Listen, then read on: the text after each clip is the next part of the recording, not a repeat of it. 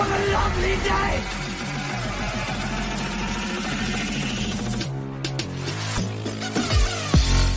Welcome to Flat Earth Debate Uncut and After Show.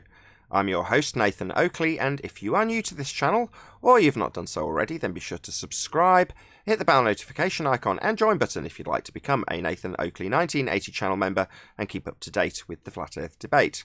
If you would like to support the channel, there is a super chat that runs alongside each of these shows while they premiere. There's also a PayPal, Patreon and crypto link in the info box below the video. Speaking of Patreon, I'm going to do a quick shout out to all of you who do support me on Patreon, so a massive shout out of thanks and appreciation to Maris, Harry Blade, Mobile Mac 777, Neo the One, Lost Cat FE, Rob W, Open Minded, Reese Pound, Del West Watson, Mike, Muted, Dick Earth Skeptic, Chris Hillman, NA Literalist, Maria Neelands, Unbelievable Productions, Blue Ridge Ranger, Rob H, Burn Fat Till My Stomach Is As Flat As The Earth, Nathan Thompson, The Real Gabster, Windrider, Missouri Bear, Hendrick86, Liam Nedrick, Erwin Jennisons, Abraham Mohammed, Dave Rakia Gafford, Nai Bai, Adrian Quintana, Skeptic936, Life is Short, Fireball X, Felix Hung, TheFlatEarthChannel.com, Texas Mike, Edwin Johnson, Kirsten Smith, Alexander Main, David Wayne Foster, and Dank. So another massive thank you to all of you for supporting me on Patreon. I'm going to raise the mic on whoever is in the Discord server so you can enjoy their conversation while I set up for today's live show. So Flatzoid, I 8 minutes into this Why Gravity is Not a Force video, and I'm laughing so hard. Yep, that's why I shaded. It's quite brilliant. Oh, that is good. Have you seen it, Nathan? Why gravity is not a force? If you're referring to the Veritasium one, no, I haven't. Yeah, it's worth a look. It's just an illusion. Yeah, it's only 17 minutes, 33 seconds long, but it's funny. It's like, wait a minute, we say that. How come you're saying it this way? Yeah, but they're saying when we say it, again, let's not get confused with us summarising their position with us taking their position, right? Well, summarising their position as it currently stands is all Veritasium will have done, and gravity is not a force. It's pseudo-Riemannian force-based bending of conceptual mediums known as space-time. So when they talk about geodesics in space-time, that's what they're talking about. But that's just the current rhetoric, which we've known for a long time. They just don't adhere to it on the globe side because they need a force to keep the gas here when it doesn't really do that anyway. But that's what they assert. That's exactly what it is. Yeah, well, you must read the comments. Even the Globers are trying to rip him apart there. Oh, there's Globers and they're saying, no, it's a force. Yeah, I mean, when you hear them say it, space-time is doing all this, you just crack up because it's a concept. I mean, time doesn't do anything. No, but as I say, within the construct of their model itself, they'll be able to explain it, and I'm sure it's very accurate within the reification that is a globe model with the sky vacuum and space-time being bent. I'm sure they're very accurate. Veritasium tend to do a pretty good job, but all they're detailing is a fantasy world, conceptual mediums. So, well, I'm sure their description is accurate, and with the times, Einsteinian gravity is a reification fallacy. There's no such thing. Yeah, no, I agree. And I think they, after watching it from the vantage point that we have when we debate it all day long with these guys, that's what it is. It's a fantasy. It's imaginary. It's an illusion. So obvious. Yeah, now general relativity debunks Coriolis as well.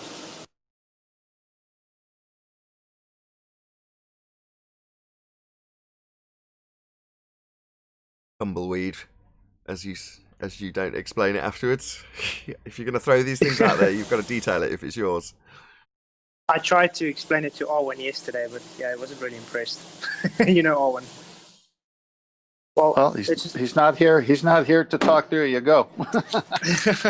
Let me explain it this way. According to the general relativity, you are in the non-inertial reference frame because you are moving with the Earth all the time. Because if you are falling, then you're stationary, then you're in the inertial reference frame. Now the globers, they claim that hurricanes and everything is not part of the move, but everything's moving with the Earth. So that means the hurricane is an actual force, it's not an apparent force, thanks to the general relativity. And if a guy is skydiving, he would be having apparent deflection, and skydivers don't have apparent deflections. So with general relativity, just because the reference frames alone, they're already debunking that hurricanes can be caused by Coriolis, because then it's actual, and a skydiver would have to deviate and he doesn't. It's just like a short summary. I'll make a much better one at some time.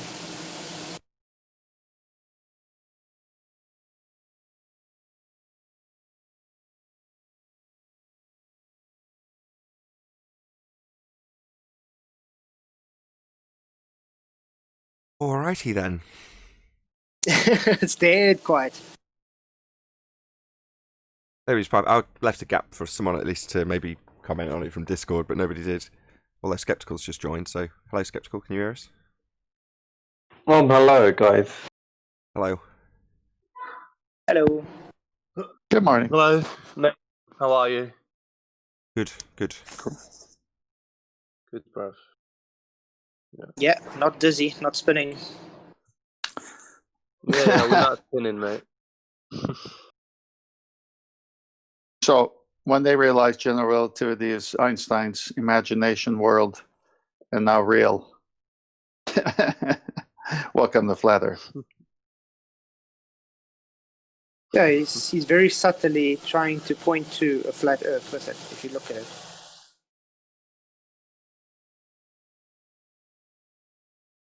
Maybe. But you'll have to watch the whole video to see that. So, Flatsoid, are they saying, I haven't seen the whole video, but are they saying, based on other times we've discussed this topic, and I'm only saying my understanding of their viewpoint, not what we hold up as anything to be valid or all that, is that the Earth is coming up at your feet at 9.8 meters? Exactly, yes. So if the Earth is coming up at your feet at 9.8 meters per second, and if we're still a globe-shaped world like they say we are, is there a down to this? And if there is a down, then if it's going up, what's happening to people in the down part? He did explain it with the equation, though. Not that it really clarifies it. Yeah, you'll see. Not that it really clarifies it. It's just a way of saying you're bending space-time, so you're actually moving straight, but you're seeming to deviate. So it's a way of saying it's actually flat, but because it's curved, now it's a globe. You understand? That's what I say. It's very subtly trying to say it's actually flat.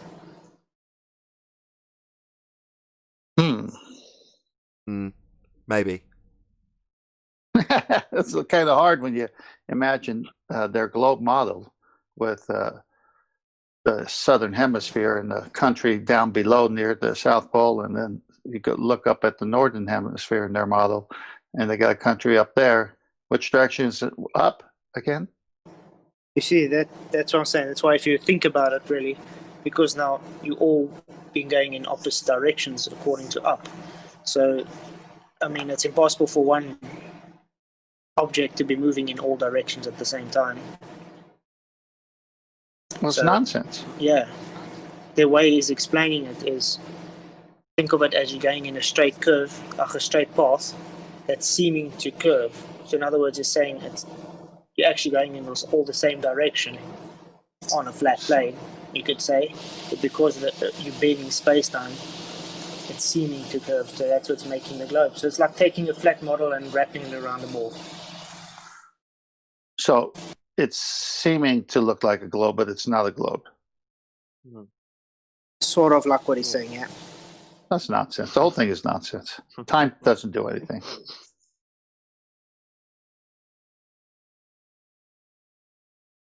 Yeah, because his analogy is, if you're in a spaceship or space rocket and you're just traveling in a straight line, there's a a planet Where? ahead. Hang on. I'm just hang on. saying, I know you are, but I'm going to have fun with you. A rocket is where and traveling straight where? in Narnia. Oh, okay. As long as you say it's an imagination, that's fine. Go on. I'm just trying to explain his viewpoint. I know, but you could say in his imaginary world, they think. Okay, in his Narnia world, Oh, better. he's saying if you're in a rocket ship and you're traveling actual straight path, if you are inside the rocket, you're not going to actually realize that you are arcing towards the planet before it's too late. So you are traveling in a straight line, but you're seeming to deviate in a circular path, and that's bending of space-time apparently. Really? So when I hit a golf ball and it has a fade or slice to it because of the way the club face met the ball, causing spin left to right, I caused that, not space-time. The ball would be going straight, actually. It would be you turning underneath it. Oh, really?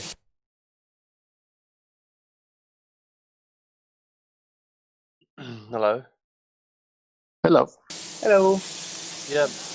Yeah, guys. I really do have some vagueness from concerning the Coriolis effect. Can someone sort of put it in simple terms?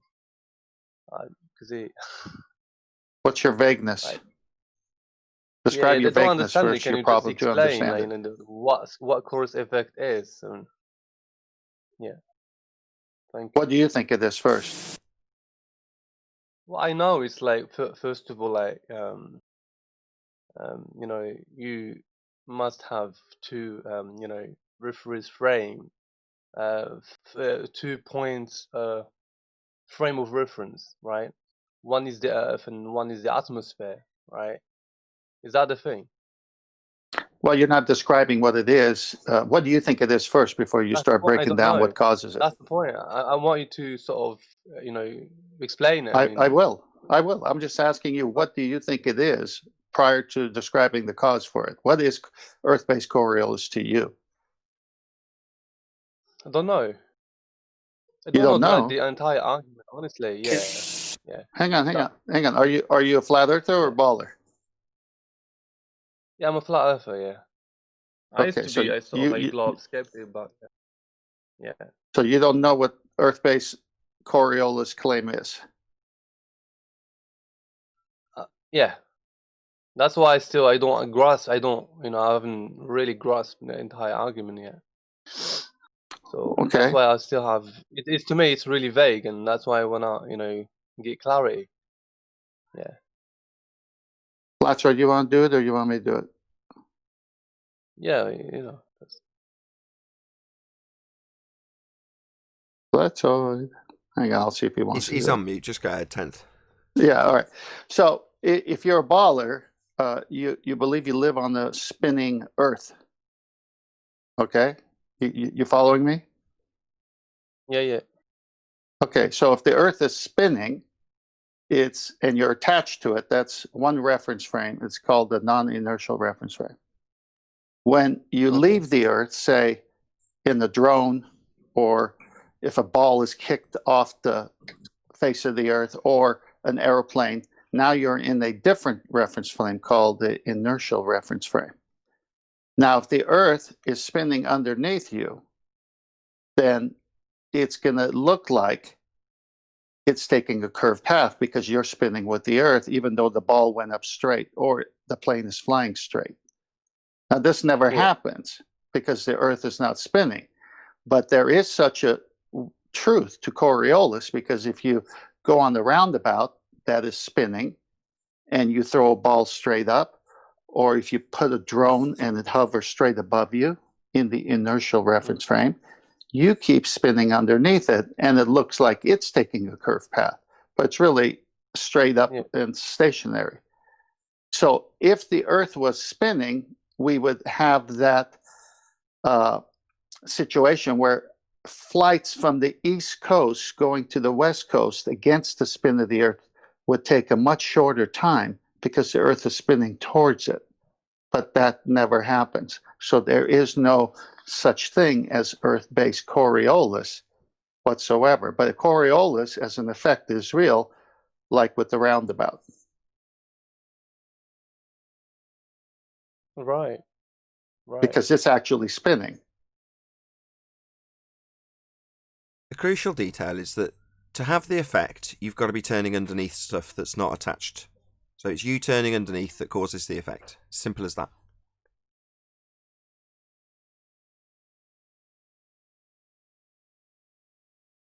Right. Right. I don't know if you saw a video I did with a fan. It's actually quite visual. You'll be able to see the two reference frames and you'll understand. Can you link me, like? Can I get the link, please? Can I ask what your channel name is? Flatsoid FE. No, this guy talking.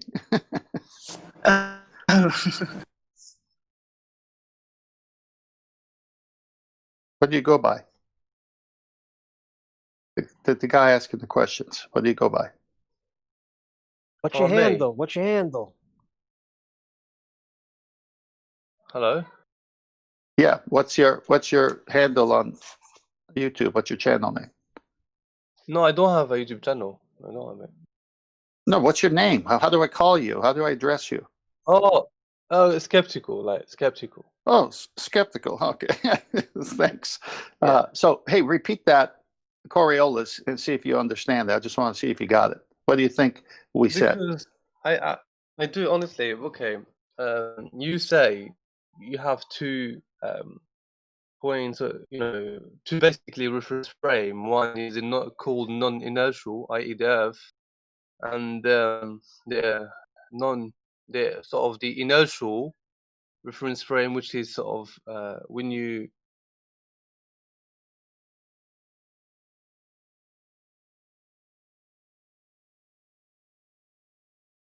I see he dropped.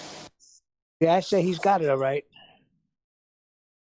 Yeah. No, he has to say it before he gets it. Well, you've got it right in terms of the inertial and non-inertial reference frames, which is the most critical detail. But understanding that the non-inertial turns underneath as opposed to the inertial, which is the one that the object you're looking at is travelling through, or stationary in, well, those are quite complex details you don't really need to know. You just need to know that you need to turn underneath something to see it happen. So you're on a roundabout, turning underneath the stuff that's not on the roundabout, and anything that's not on the roundabout has that effect because you're turning underneath it. Well, that's really simple to understand. When you get into sort of non-inertial and inertial reference frames, I don't think it's necessary that your average Joe needs to understand what they are, what the difference is. Just your claim to turn underneath stuff on an Earth that spins. Simple as that. If we were turning underneath That's what stuff you're in short relying on, flight though, times, isn't it, Nathan? go on vacuum. I said that's what you're relying on. People having a simple understanding of it. Yeah, exactly. You don't want people to get into the non-inertial and inertial. It's not necessary. It's just the effect Get is into the caused. truth of it. You don't want people getting into that, do you? Don't want to get into the complex details of it when it's just you turning underneath stuff. It's very simple. Coriolis itself is very simple. It's a bit dishonest, though, isn't it, Nathan? Why do you think I asked him the question afterwards? Was what that the hell's dishonest going when I on? wanted Why am I to- being acclaimed to be dishonest? What's going Yes, on? you are. Making it simple, stupid. Just talking about Coriolis, a real effect, which is you turning underneath stuff, seeing it, stuff that's not attached. Do something That's it not isn't. what happens, is it, Nathan? Pardon? You tell us That's what not happens then. No, is it? no, he's trolling. Just get him out. He's just here to cause a ruckus. It's not worth it, Nathan. He's here to call me Nothing he dishonest. suggests was happening. Now we could summarise Coriolis. Very few of the people on the globe side can summarise the effect at all. Well, first of all, Skeptical came in with the two reference frames. So he knew there was two. He just wanted to know what the two meant. So he had already an understanding that there was two reference frames at question. And your summary, you turning underneath causes the effect, is short and simple. So I don't understand why a desperate baller who's lost an his geometric horizons oversimplification, up isn't to it? all these tricks. Huh? Are you going to Oversimplification, talk while I he was It's an talking? oversimplification. Yeah, we heard. Thank you. Yes, it is an oversimplification, as specifically noted by me before oversimplifying it. But dishonestly oversimplifying it. Yes, that's correct. I'll say it again. I intentionally did that and declared that that's what I was doing before doing it. Making it more simple, easier to understand. Yes, but you don't get the full understanding if you summarize it like that of what is actually happening. Tell us. Tell us. The roundabout analogy is just completely wrong. Don't tell me what's wrong. Explain it. Friction.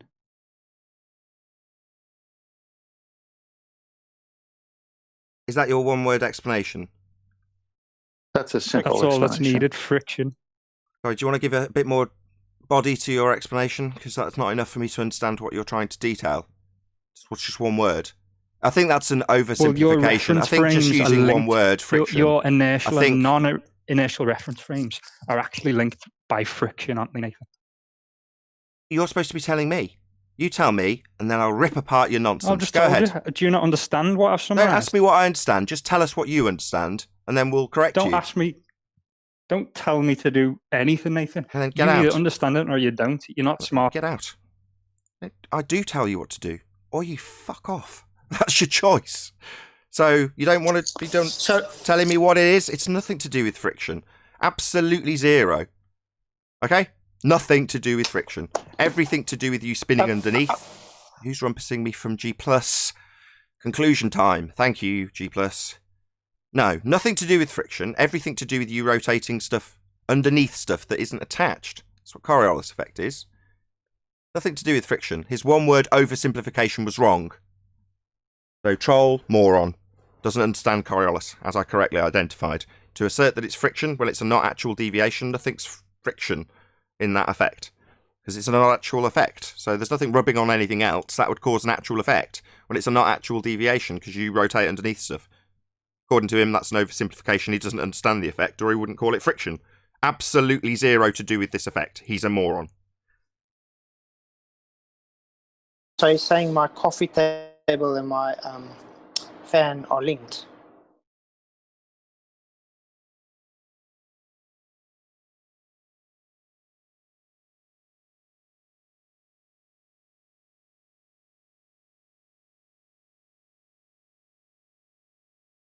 Sorry, I wasn't paying attention. Say again, Flatsoid. I was saying, so he's saying my coffee table and my fan is linked with friction. He didn't give any further explanation beyond friction. One word. After accusing me of oversimplifying something, he gives one word that isn't accurate to describe Coriolis deflection. That would be you rotating under something not attached. Nothing to do with friction. Yeah, that was pretty obvious. Do they know that gas is non-bonding? It matters not. It's not gas that you're observing in their effect that they detail in this instance incorrectly. He does not know what Coriolis effect is, but he's more than happy to call me dishonest and say I'm oversimplifying it and then claim it's friction, which it isn't. One word, not a concise, simplified version of the effect. That would be me describing you turning underneath something, seeing it seem to do something it isn't. That's a very simple way of describing Coriolis. You turning underneath something. It's not attached. Well, that still gives you an idea of what's actually occurring. Friction's one word. But these pricks come here and call me dishonest, and then we'll use a one-word answer that doesn't actually describe the effect at all. It's wrong. Yeah, you used 4 words. He used 1, and he claimed you were oversimplifying. Yeah, but he doesn't know the effect, moreover. More importantly, he doesn't actually understand what Coriolis effect is. Literally. You wouldn't say it's anything to do with friction if you understood what the effect was. He doesn't. That's the bottom line. None of them do. Duh. Very Well, few they're of not them. actual. Go on. They're not actual deviation, obviously. And where was he when I was talking to Skeptical, where I went through it? I mean, when you came in on the end of that, simplifying what I said very nicely. He missed the whole thing.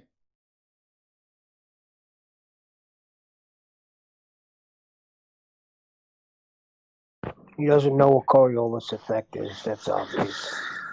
None of them do, and they claim we don't. Well, they have to, because they have to defend an imagination, something that's not real. Globe spinning. Space-time. causing everything killed gravity, but time doesn't cause anything. It's a concept.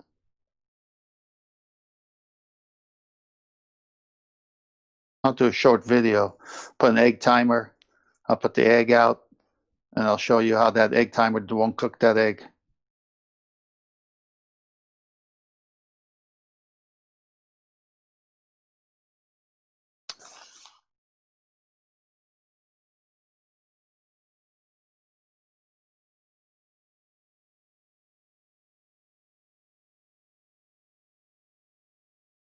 Well, all right, maybe we'll try steak. The egg chased everybody away. Say again? Must have been rotten. Deviled eggs. Oh gosh, too much fun, man. I mean, they've got nothing, Nathan. Flat Earth has flipped their pseudo world upside down on them. They're sounding so silly these days. So I heard Kent Hovine's got Ken Hovine, is that how you say his name? Hovind. He's got he was on a server and a few flat earthers were on there, and they even sent him some super chats, and he just would not touch the argument, just totally ignored it. Smart guy.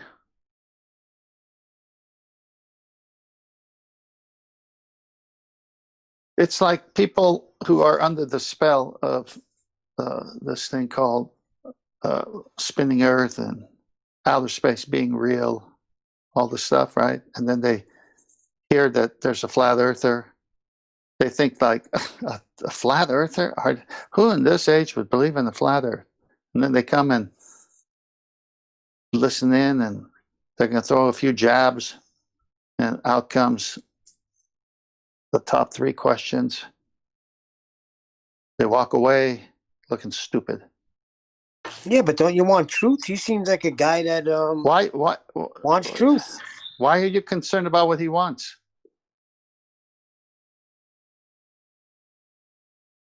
I don't. Well, you said, doesn't he want truth? I mean, you're speaking like, well, who knows? Does he? Doesn't he? I mean, obviously, if he's not responding to the super chat, he doesn't want to go there. So I guess not. I was going to say, so what? You know, if Kent Hovind doesn't want to go there, it's like, why don't push a rope. Yeah, I just think it's a bit strange. That's all. It's a bit freaking strange. That's all I'm saying. I love it when you get mad. I do, Neil. Yeah, it is strange. That's for sure. Why? 90% of the Western world think because the we're on a Bible, sphere. right from the beginning, talks about the nature of Earth. He's supposed to be this Bible scholar, but he refuses to look at it. Well, he's not a Bible scholar, number one. And number two, Scientism has got a hold of him on this topic. So in order to have some credibility in the pseudo world of Scientism, he toes this line with them. That's all. Theology, that's all it is. Yeah, don't worry about him and how he interprets Genesis. It's pretty clear what Genesis says. They don't want to do it, they're going to answer to God. You don't have to worry about it.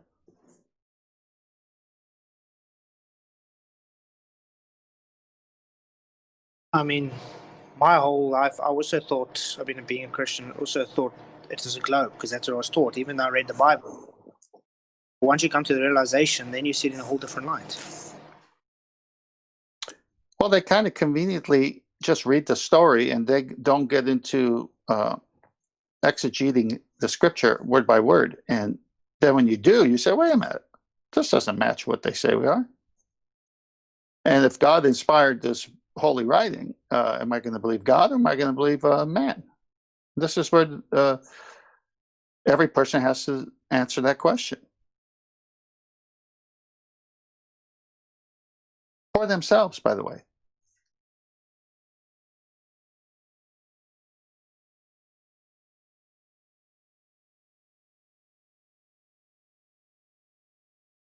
Got my replacement panel today. Very true. One of the panels that I just bought had got a crack in the veneer. Only a small crack. Wrote an email to the manufacturer and I was like, it's got an annoying small crack. And I explained that I'd kind of massaged it back in so it was even more subtle. And then yesterday I got an email saying a replacement's on the way. No ifs, buts, or maybes. They just sent out a replacement. They're like, can you get the other one ready to go? I'm like, yeah. So I took it off the wall last night, took off all the hardware, and then this morning the new one came and I just put the replacement back on the wall again. I was like, oh, that's good service. Very nice. So what? Good, So was good that company. Was that an actual crack? Again, yeah. Well, it was just the veneer. So the veneer was cracked. So I think in shipping somebody just dropped the box on its front and enough of an impact had cracked the veneer. But So it wasn't an illusion. It was actual. No, it was actually. It had actually had an actual force applied to it. Where are you going with this, Flatzoid? Trying to help the ballers? I thought he was bending it. Well, they're kind of down. They may need a little help from you. Just to give them a little time. I put out a video for my Patreons. So if you're one of my Patreons, go and check it out. I've put a video up just scanning the room and saying what I've bought. I could keep going, because I keep measuring the frequency response of the room and trying to get it as flat as possible, like you would in a studio. I've got to accept though that as much as I want it to be a studio, it isn't. I'm not actually doing critical listening in here, so I'm not mixing any music. The reason for me wanting it treated is so that A, I sound good, and B, I can hear you clearly. Yeah, you got to remember, first and foremost is your kids' playroom and TV room. That's what it first and foremost is. Second, it's your studio. Yes. Well, yeah. Been various things that I've bought that would have been much bigger or deeper, but with them sticking out, it means the sharp edges they can run into and stuff. So some of them have become. The one behind me originally was like 3 times as deep, but it was pretty clear that if you run past it at a speed and you're not looking where you're going, as kids do, you're going to take half your face off with a sharp cornered edge. You know what I mean? Oh boy. Yeah. Oh yeah.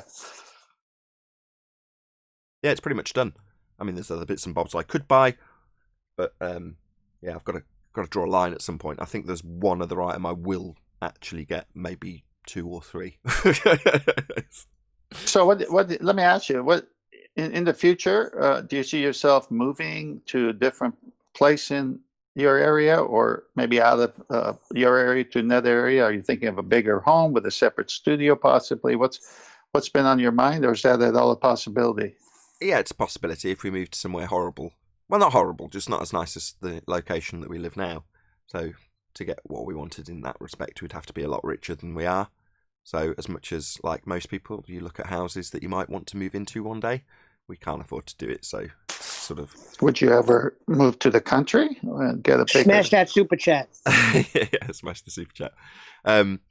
Yeah, I mean, we've looked at that as well because it was obviously cheaper if you move out to the sticks. But then again, just this morning I took my kid for a tennis lesson. Later on this afternoon she'll go to gymnastics. Those are all things that are attainable when you live in a nice middle class town. Right.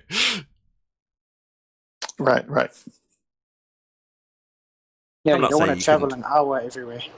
Again? You don't want to travel an hour to one thing everywhere you go.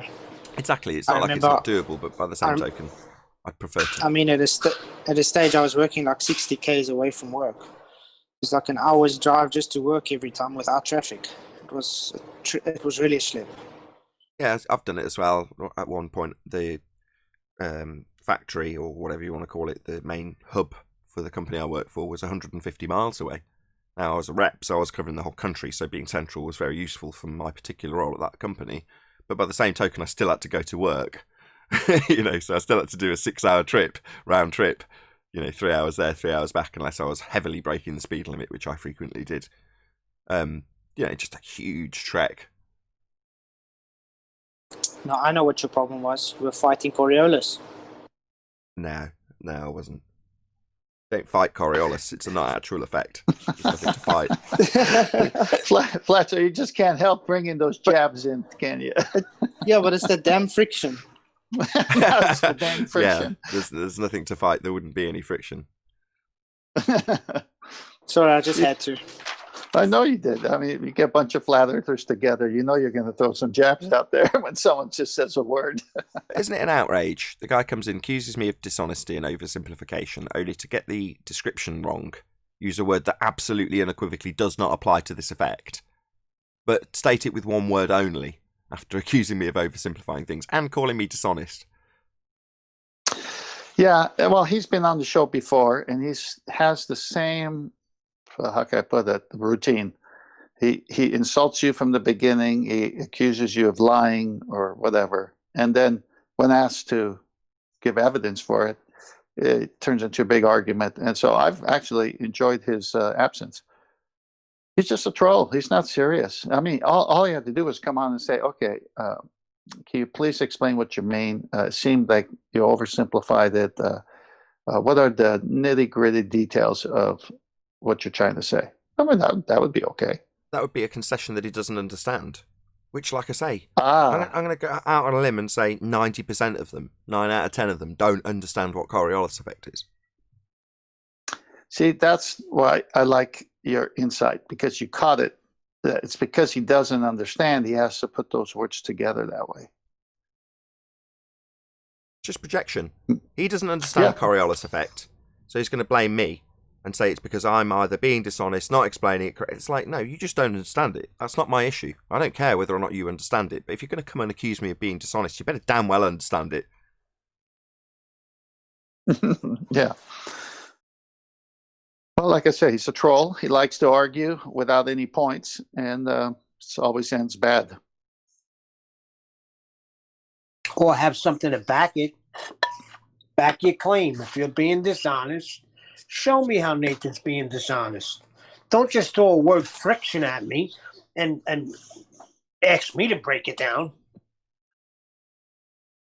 Well, This my is when whole that- point. Go on, Fletcher. This is when I pop up and say semantics, What words Well, and their meaning. as if they understand what it means. Semantics is what we deal in debate.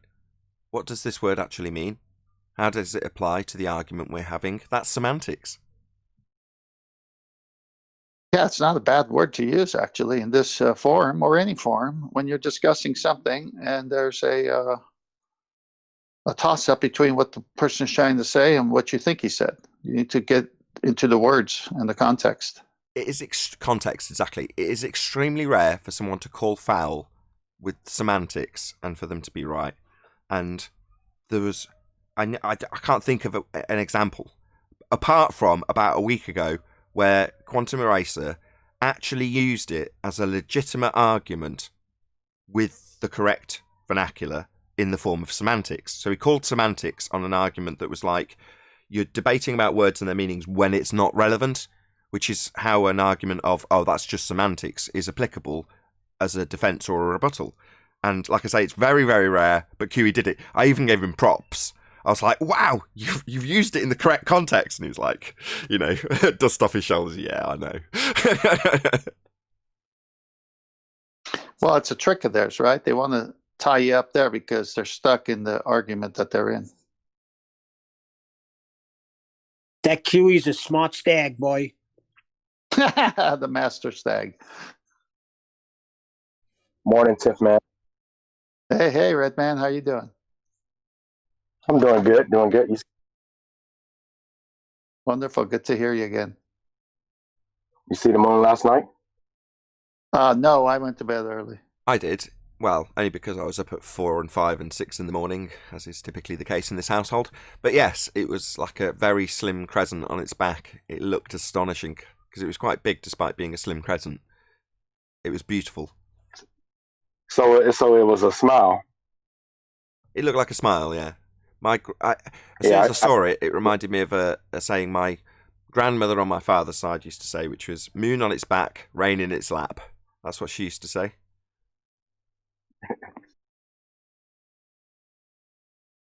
Yeah, I got a picture of it moon on its back with Venus in the sky. Venus was up under, so I sent Tiff man the pictures. It was a beautiful night last night. I went out several times. Nice that I can bring this up because it's something I do frequently. It's just very rarely gets discussed. But it was spectacularly clear last night, and it just looked astonishing.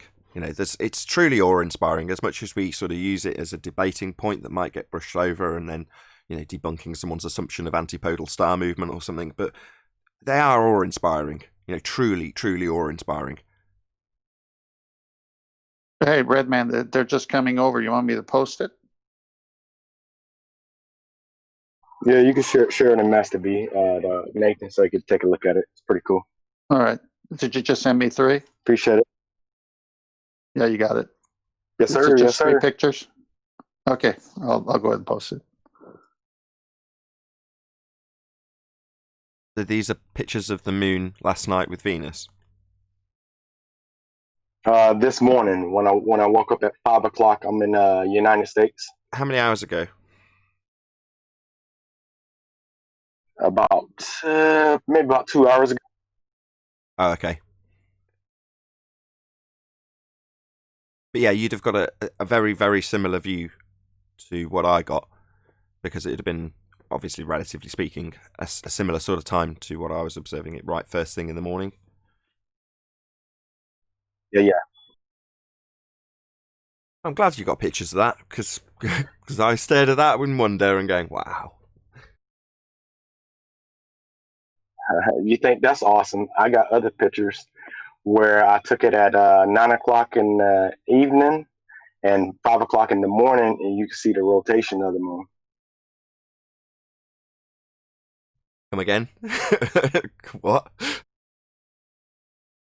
The moon itself was cartwheeling in the sky. So Oh, I was know looking in one yes. direction. I see what you mean. Picture? Yeah, like a wagon wheel. Sorry. Yeah. Yes, I know what you mean now. Yeah. Okay, they're up, Nathan. Up in Master B? Oh, yes. Yes, Master B. Yeah, got him. Oops, where's Skype gone? It vanished. There we go.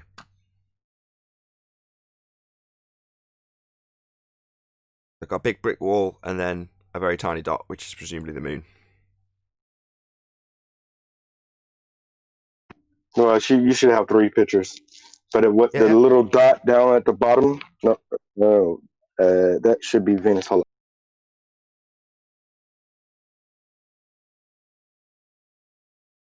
Yeah, you can see Venus at the bottom. If you zoom in a little bit, the moon is over top of it, Yeah, about 85 degrees.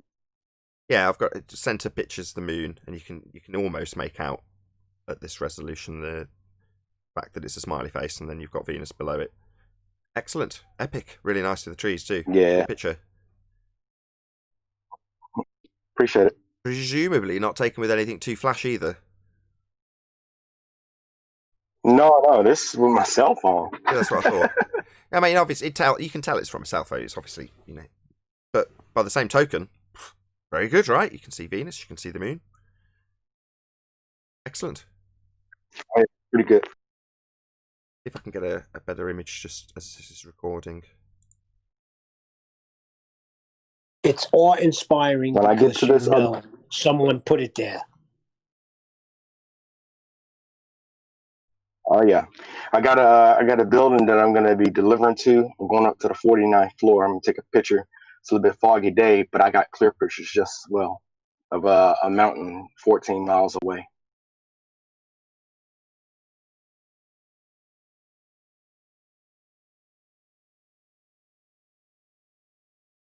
Right, I've got it up full screen, so at least we've got Yeah, one semi-decent image of it.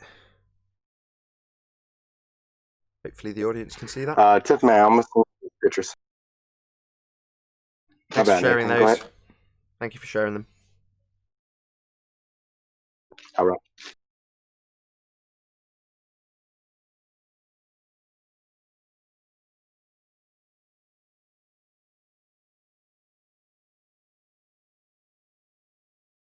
Showtime.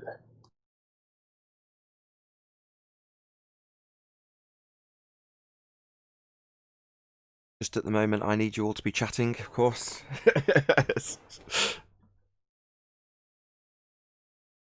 I thought it was showtime. It is, but while I'm in those few moments beforehand, I'm doing things. No, you'd hope. you'd hope they'd be chit chatting, but no, there'll be a bit of dead air before I go to the backdrop. Tiff, man, I sent you some more pictures.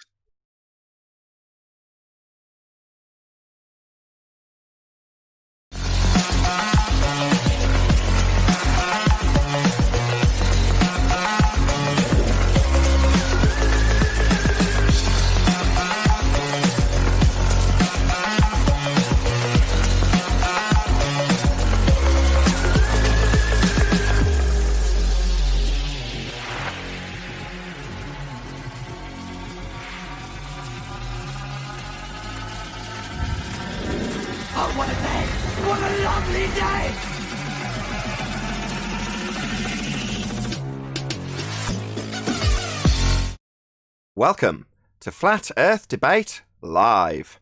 I'm your host, Nathan Oakley, and if you are new to this channel, or you've not done so already, then be sure to subscribe, hit the bell notification icon and join button if you'd like to become a Nathan Oakley 1980 channel member and keep up to date with the Flat Earth Debate. If you would like to support the channel, there is a super chat that runs alongside each of these shows while they are live. There's also a PayPal, Patreon, and crypto link in the info box below the video. Most importantly, if you'd like to join the discussion, simply mute the page you are currently watching, then click the link in the info box below this video to join the panel and express your views on the nature of Earth. If you do join, please don't swear. If you do, you'll be ejected, and if you are, please don't try to rejoin the stream using sock accounts. You'll be warmly welcomed back on the next stream. Please also share the show on social media. Sharing the show obviously increases the live audience, but this in turn increases the chances of a more diverse panel. So please share the show on Facebook and Twitter. One last time, if you're new to the channel or you've not done so already, then be sure to subscribe, hit the bell notification icon and join button to keep up to date with the Flat Earth Debate. Now we are joined by Neil, 10th Man, Paul, Flatsoid, Arwin, and a whole bunch of people in Discord. So welcome, one and all. Good day, good day, good day. Hello, hello. Good morning. Hello, hello. Guten Morgen. Guten Morgen. Any signs of a physical geometric sphere edge horizon formerly known as Earth curvature? Not some good Morgan. Guten Morgen's just a good morning in German. I thought it was a rum drink.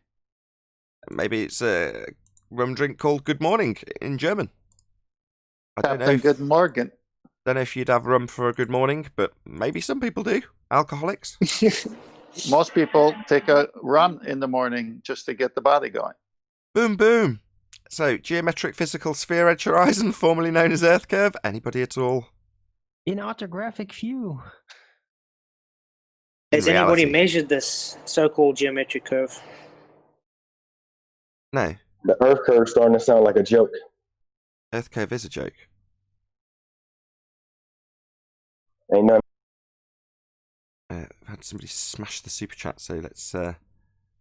Is where my organisation skills are obviously lacking woefully as I reload the page so I can actually read the damn thing. Shout out to Sean Tibbets, who gives me a thumbs up. Thank you very much for the super chat. Really appreciate the support. Any evidence of a self-perpetuating molten iron core at the centre of a presupposed spherical Earth? No. Yes, yes, I see the picture. It's on your screen, Nathan. That's epic. Hey, Chocolate. P ways, S ways. Good morning. Good morning. P-ways and S-ways, they get it wrong though, don't they, Paul? Hello, by the way. Yep, they drilled down and it didn't quite measure up the way they thought it would. Seismological deep scanning technology has a long way to go.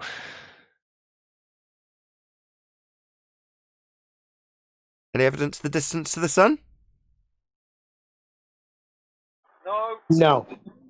It's a bit difficult to calculate something that keeps moving away. I got a picture of the sun. Epic. That's great. That's not what the sun looks like. There's a picture on screen. That's what they claim it looks like. Well, you can measure its apparent location, but that may not be its true location, right? What's apparent mean? Not actual. Appearing, but not actually. That's right. Just apparently, but not real. I see. So, Paul, would you know its actual size or just its angular size, which is still anyway assumed? You can only know your angular size.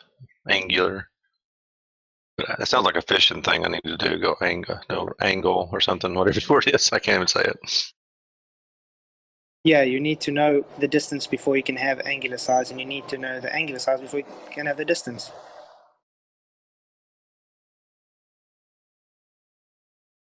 Any I have sign- seen them say that you can use. Oops, sorry. That's okay. Go ahead. You're actually answering. That's what I've actually. Oh, you need actual size. For this. Well, I have heard you can use a quarter and figure out the distance using a quarter, using trigonometry or whatever the word is. I've heard that before, but I've never actually done it. Yeah, You still need to confirm either distance or actual size, though. Yeah, it's going to be hard with an intangible item, eh? That method only puts you a quarter of the way there anyway. Boom, boom. Any scientific evidence of gravity? Ooh. Gravitational waves. I did a special presentation about it today. Okay. How about that? Yeah, I asked my audience, what is the speed of a gravitational wave, and how did they detect it without conjuring it in a man-made device? Surprise, surprise, people had some trouble answering the question. Well, there's a problem with that too, because it's supposed to be the gravitational wave is the bending of space-time. Well, how would you measure something that's bending all of reality? Well, they How would you say do that? that they have detected it in this device by the unnatural off phasing of certain light patterns. So that's it. And they haven't isolated whether it might be caused by something else, maybe for example, maybe it's the electric ether rotation, the same thing that causes ring laser gyroscopes to have that deviation. Maybe it was something like that. No, it's gravity waves. That's what causes the deviation. It's very hard to detect. It's absurdly hard. Oh, really? So Owen, are you saying light is a wave? Hold on, are you saying this is scientific evidence? Well, there was he visited Caltech, apparently. There was a guy there. It was very weird. It sounded like complete astrophysics or something. But they did a supposed experiment with lasers and shit. And then said, oh, the laser went off phase and that's because of a gravitational wave. So we found the proof. Ooh. Hold on. What I'm hearing was that the 2017 version? Hold on. And then it came out in 2020. I'm hearing. Sorry, I posted. It's your video. You posted it, and then I found a follow-up link. I'm hearing. And I think I posted that right after. The follow-up was from 2017. Oh, right. Right. I'm hearing a dependent variable. I'm hearing a dependent variable of laser. What now? Yeah, right. Well, I don't think you heard any dependent variable. Come on, look, the phenomenon was conjured in the device because you can't even pick it up. It's apparently absurdly hard. So they made a device to conjure the phenomenon because they can't do it without it. Come on. Right. So it's a conjured phenomenon. You haven't got an phenomena you're observing in nature, basically. So James Richard, thank you very much for the super chat. He says observation, isolation, variation, manipulation, and control is why gravity not applicable to either of those, and yet still called science. Right. You need an independent and a dependent variable if you're going to be calling it science. Most importantly, you need to actually observe something happening in the first instance, as opposed to conjuring it in a man-made device. Thanks for the super chat. Yeah, it's not science. Easy. No. You ask it again? Any scientific evidence of gravity?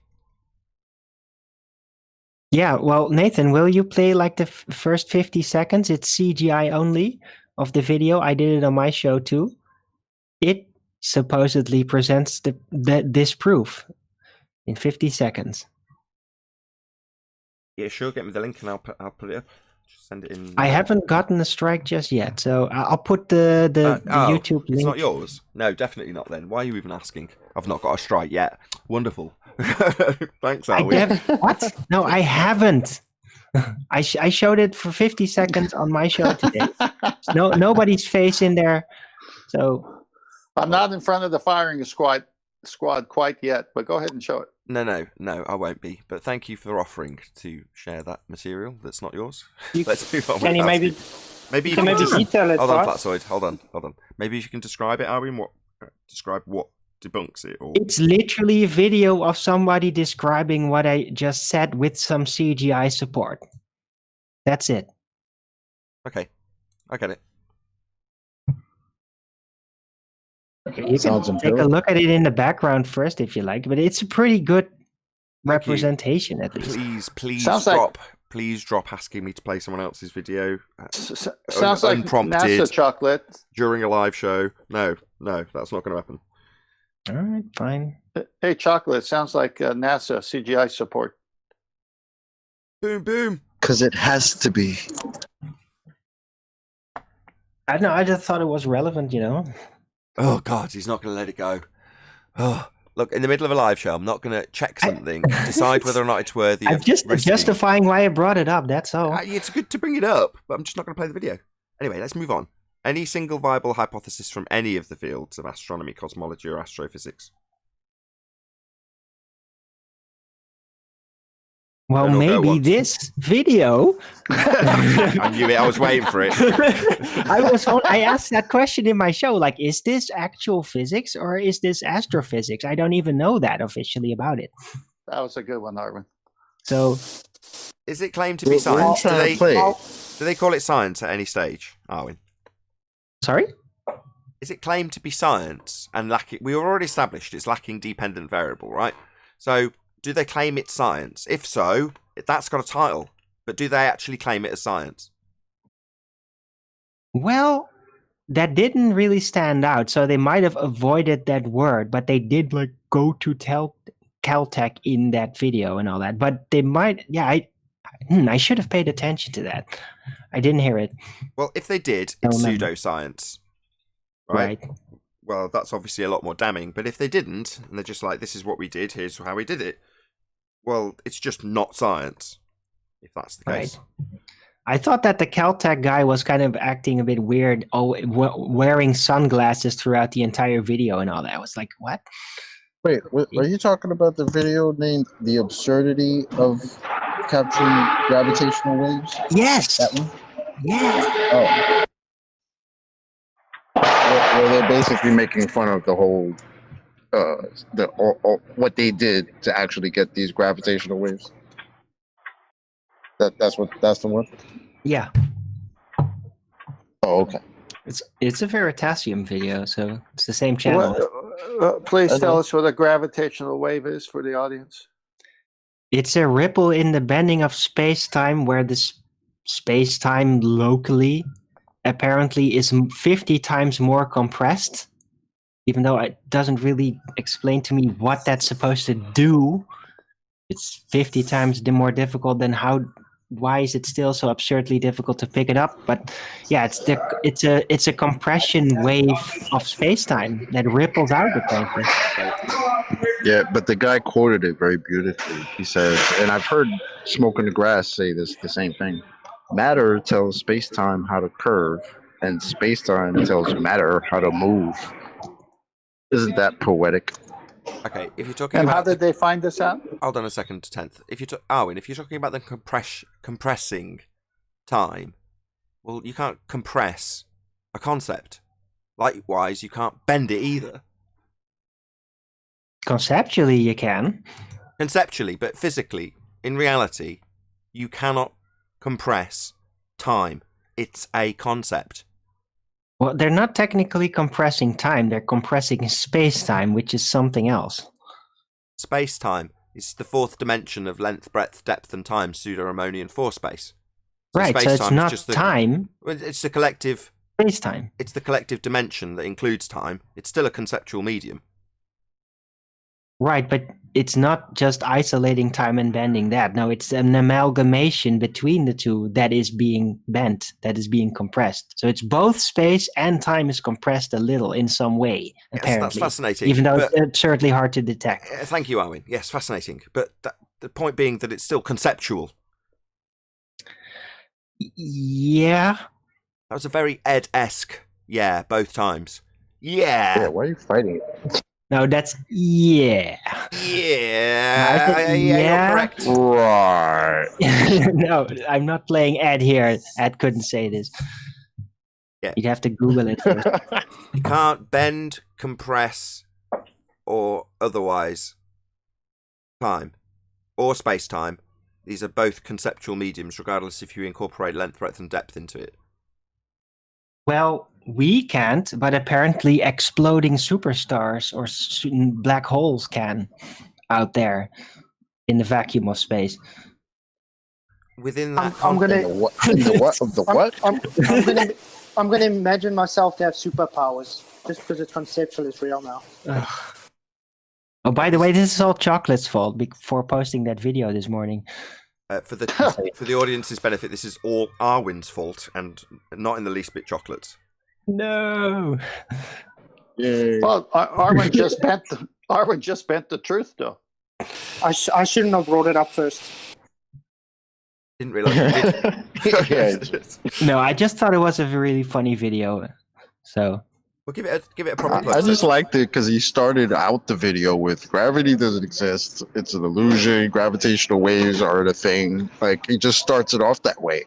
And it's hilarious because then you're reading the comments and it's like even the globe believers in there are like, uh-oh, flat earthers are going to jump on this. Like, well, that's not our problem. It's yours.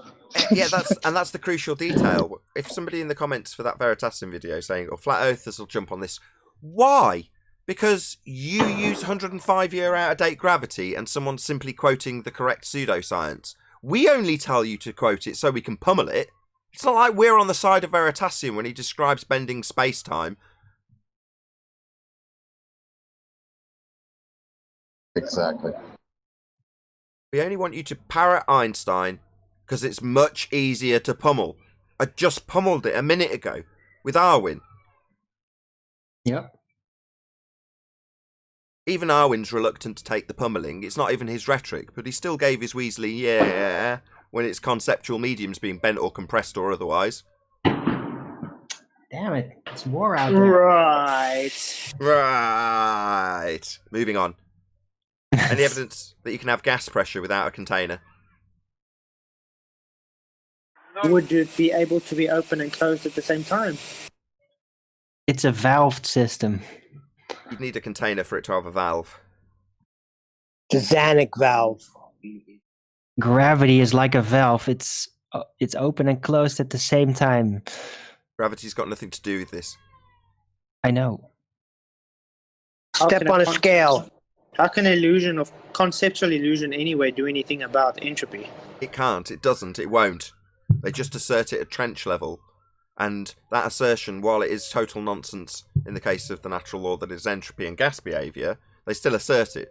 Now that's why it could be a problem, and people are saying, oh, flat earthers will be all over this when they talk about that Veritasium video, because we're telling them what their rhetoric is, a bit like with Coriolis effect. Speaking of which, or any more on gas pressure without a container. No? Moving on. Any evidence of axial rotation? Check it out, got Neil deGrasse Tyson's cartoon avatar on screen going, yo, bro! I think he's stuck into Simon. Dan he's going, bro! Why you break my reference frames, dude? Thank you, Simon. Reference frames. It's funny, just to bring it back to that Veritasium guy, he was also talking about reference frames. So apparently in their model, reference frames are a thing. It'd be pretty careless to declare reference frames as ruined when there's no flat earth arguments that require reference frames. Just a total own goal. Just his pizza globe.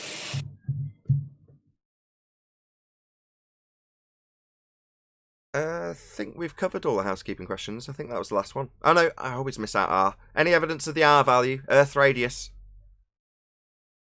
It's just a redundant term. Black Swan. Yeah. May I say something on the Coriolis? Can. Well, the Coriolis is a visual effect. Coriolis vision. So how can something visual affect anything? Can't. It's like claiming an illusion or a sight gag can cause something to happen. It can't. Agreed. That's why I renamed it the Coriolis vision. And I would love if everybody would refer to it as the vision, the Coriolis vision. This way we take the power away from them. Yeah, Or you could use their own words. They like to call it an illusion. Or Their own citation. calls it an illusion. So yeah. Of course, it is an illusion. It is an illusion. Or but you could, I think you're or missing you the. could say, Hold on, 10th. I think you're missing the subtlety of SC Montreal's point. His point is that when you specifically use the word vision, you're tying it to the person viewing something, as opposed to them talking about aeroplanes and them accounting for something not occurring. Well, the Coriolis effect is you observing something. So when he says Coriolis vision, he's tying it to you being spinning, because they fight against that, right? The effect is induced by you turning underneath, attached to a reference frame that's spinning. That's how you get the effect. So Coriolis vision ties it specifically to you viewing it as you turn underneath. So when they come to fight against it and say, no, we wouldn't expect the plane to take a shorter duration because Earth's turning underneath, you've already tied them to, well, Earth turning underneath is what gives you Coriolis effect. So the moment they say that from here on out, thanks to Simon Dan, we can say, no, you need your 2 reference frames. You need to be turning underneath. That's what you're supposed to have. Coriolis effect. But most people on both sides don't know what it is. So yeah, I totally agree with you, SC Montreal. How do you tie them down to what the effect actually needs to be in effect? And that is you turning underneath observing stuff. So the Coriolis vision of the illusion, yeah, I'm all for that. Tie it to what it is. You spinning underneath looking at something. Not the thing you're looking at. Nothing to do with the thing you're looking at. It could be a concreted into the ground lamppost and you on a roundabout. Spinning around, looking at it coming towards you and then going away and coming towards you. Well, it's concreted into the ground. The not actual effect that you observe is you spinning underneath, and the only way it happens is if you spin underneath. So when they tell us, we don't spin underneath because, they've just debunked their own claim. And up until now, they've managed to use the burden of proof reversal fallacy and somehow get us to fight for them to claim their own claim, rather than just pointing out that as soon as they claim conservation of angular momentum, they're debunking the claim of drift. That's I also support that. Yes, sir. And they also, because it takes away, they always say that, well, it's spinning and blah, blah, blah. And, it's an effect of the centrifugal force. But when you say Coriolis vision, that kills it before they even say it. Exactly. Well, no, nothing to do with the force that the projectile is going to be experiencing. It's merely me observing as I turn underneath. And if I'm not turning underneath, stuff not attached, I'm not observing Coriolis deviation. So the moment they describe an effect that is induced from conservation of momentum in the target that you're supposed to be looking at as you turn underneath, they're flying in the face of the claim we turn underneath and defending the fact that we don't turn underneath, which is precisely what they're required to prove we spin. So when they fly in the face of it, just point it out to them. So what's that? Bullet conserves momentum. Well, that's got sod all to do with Coriolis effect, but if that was the case, you wouldn't observe drift from the ground as you turn underneath, as you claim you do. We don't. Or we'd see that effect, and we don't. It would shorten flight times. And when they go, well, we wouldn't expect flight times, they've got Coriolis indicators and they account for it. No, they can't, because it's only observed from the ground as you turn underneath it. So we've got to be turning underneath aeroplanes to observe this effect. And if we're not turning underneath it, we're not having that effect, we're not spinning. I think it's Coriolis just vision. they forgot a key word, and when they called it Coriolis effect, they forgot a word. They should have called it Coriolis optical effect. That's all it is. Yeah, I like That's where vision the too, vision comes in, but it's bro. like Coriolis it's vision just a sight kills gag, it. like Boom. the quantum race calls it. It's nonsense. He's right. Chocolate is right, but you're just using a slightly more posh word.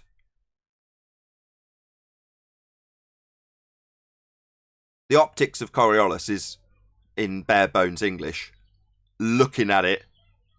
So that's what it's going to involve. You looking at something and describing what you see in the effect.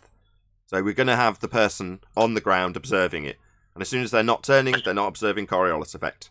So we have got to, as flat earthers, tie our opponents to what they claim. You claim 2 reference frames, Earth turns underneath.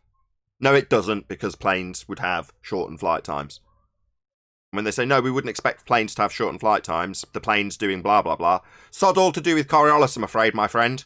You claim we observe things drifting because we turn underneath. Don't justify why the plane isn't drifting, because you're saying we don't have this drift effect because we're turning underneath, because we're not turning underneath, so we're not experiencing Coriolis, as is absolutely claimed by the globe side, to prove we spin.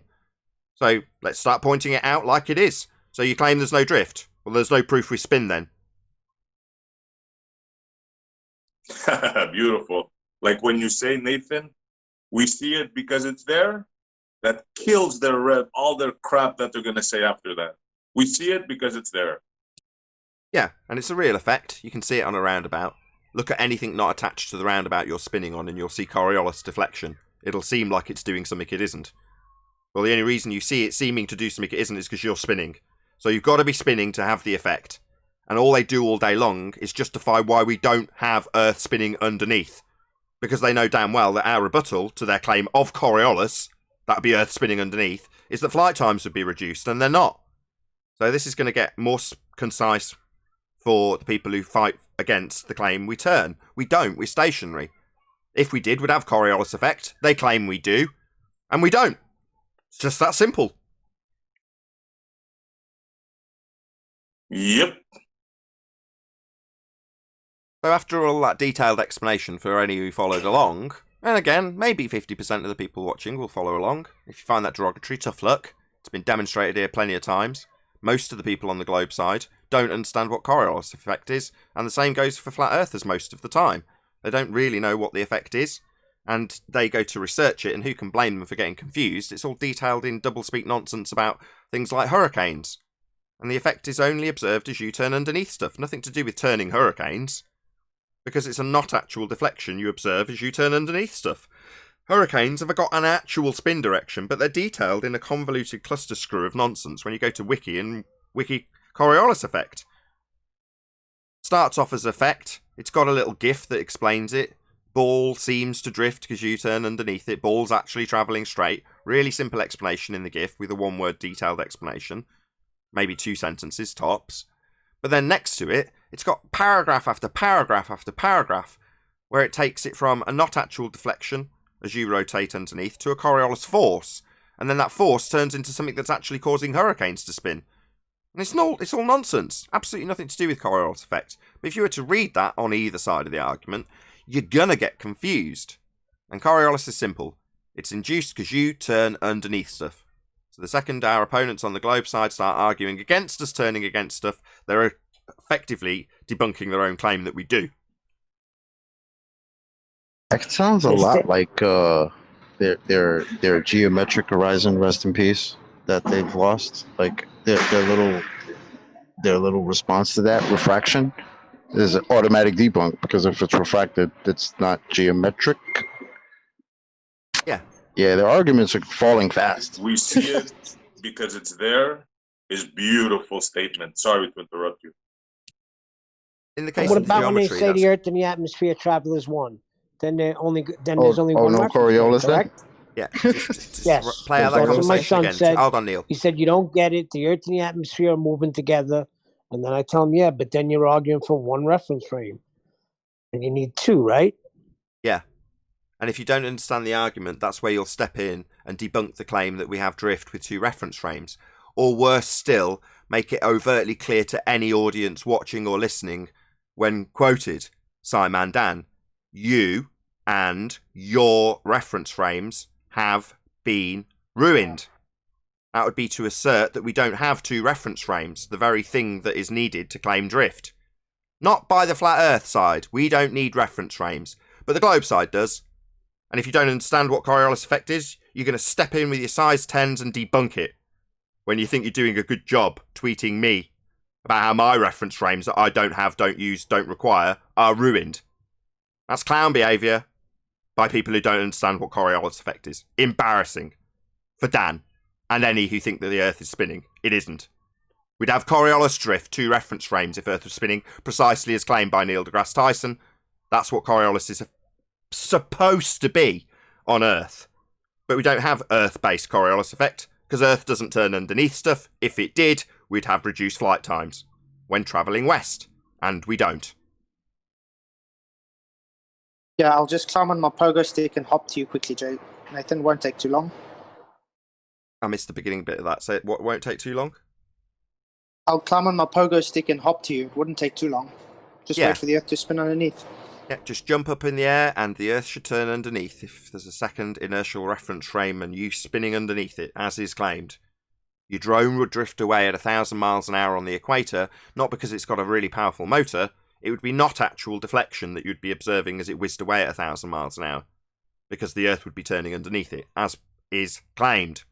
It does. It just doesn't. Earth isn't turning underneath anything. It's absurd. Still would very much like to know why all these little hurricanes that we have all appear very rotaty in the inertial reference frame. So There are claims that they move straight in the inertial reference frame. So But you see, Chocolate, this is what I wanted to explain to you yesterday with the general relativity, why it debunks hurricanes. Hold on. Hurricanes are real. You don't want to be saying things like that. You're not trying to debunk hurricanes. No, debunk the claim that hurricanes are caused by Coriolis. Yeah, they're not. It's not actual deflection, and hurricanes have an actual spin direction. Unless you're in the hurricane, watching something on the ground that's attached to the ground, not moving, come towards you as you spin in the hurricane.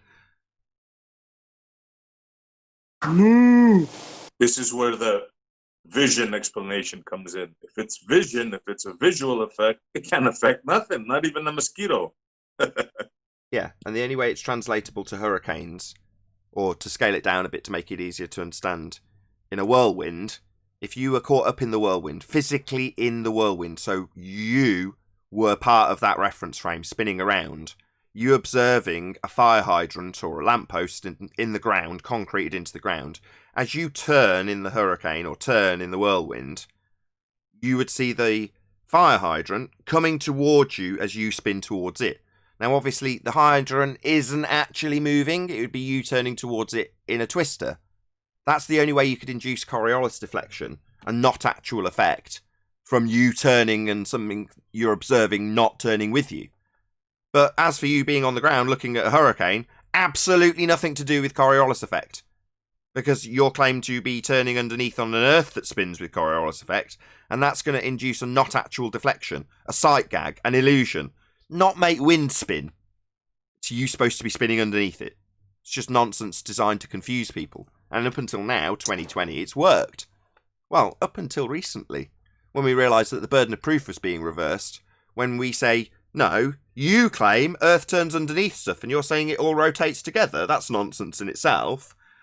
We haven't, up until this point, been saying, well, that means no drift. Until we got a nice quote to go along with it, which is useful. You and your reference frames have been ruined. No drift, says Simon Dan. I would say we've been saying it for a while because they've been coming up with that. Oh, the atmosphere does rotate together, but sometimes it doesn't. We've been saying it for a bit. It's just I think Dan helped out with his your reference frames have been ruined. So thanks, Dan, once again. Look it up. Yeah, we've all become fans of Simon Dan overnight because he inadvertently agrees with us. Because he can't not be agreeing with us. We don't have any reference frames to be ruined. So there's only one set of reference frames that are argued about, and whose are they? Well, they're the globe sides. So it's really fortunate that Dan's on our side debunking Earth turn. Thanks, Dan. We should create a poster of, a twister with a cow in the twister, and Simon Dan's face on the cow, going, "Moo and your reference frames are ruined." Moo and your reference frames. That's terrible.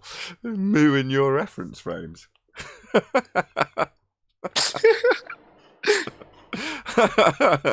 Very good. Any Globers have any reference frames they would like to talk about in Discord or something? If there's any Globers in there at all, can you see the Discord server?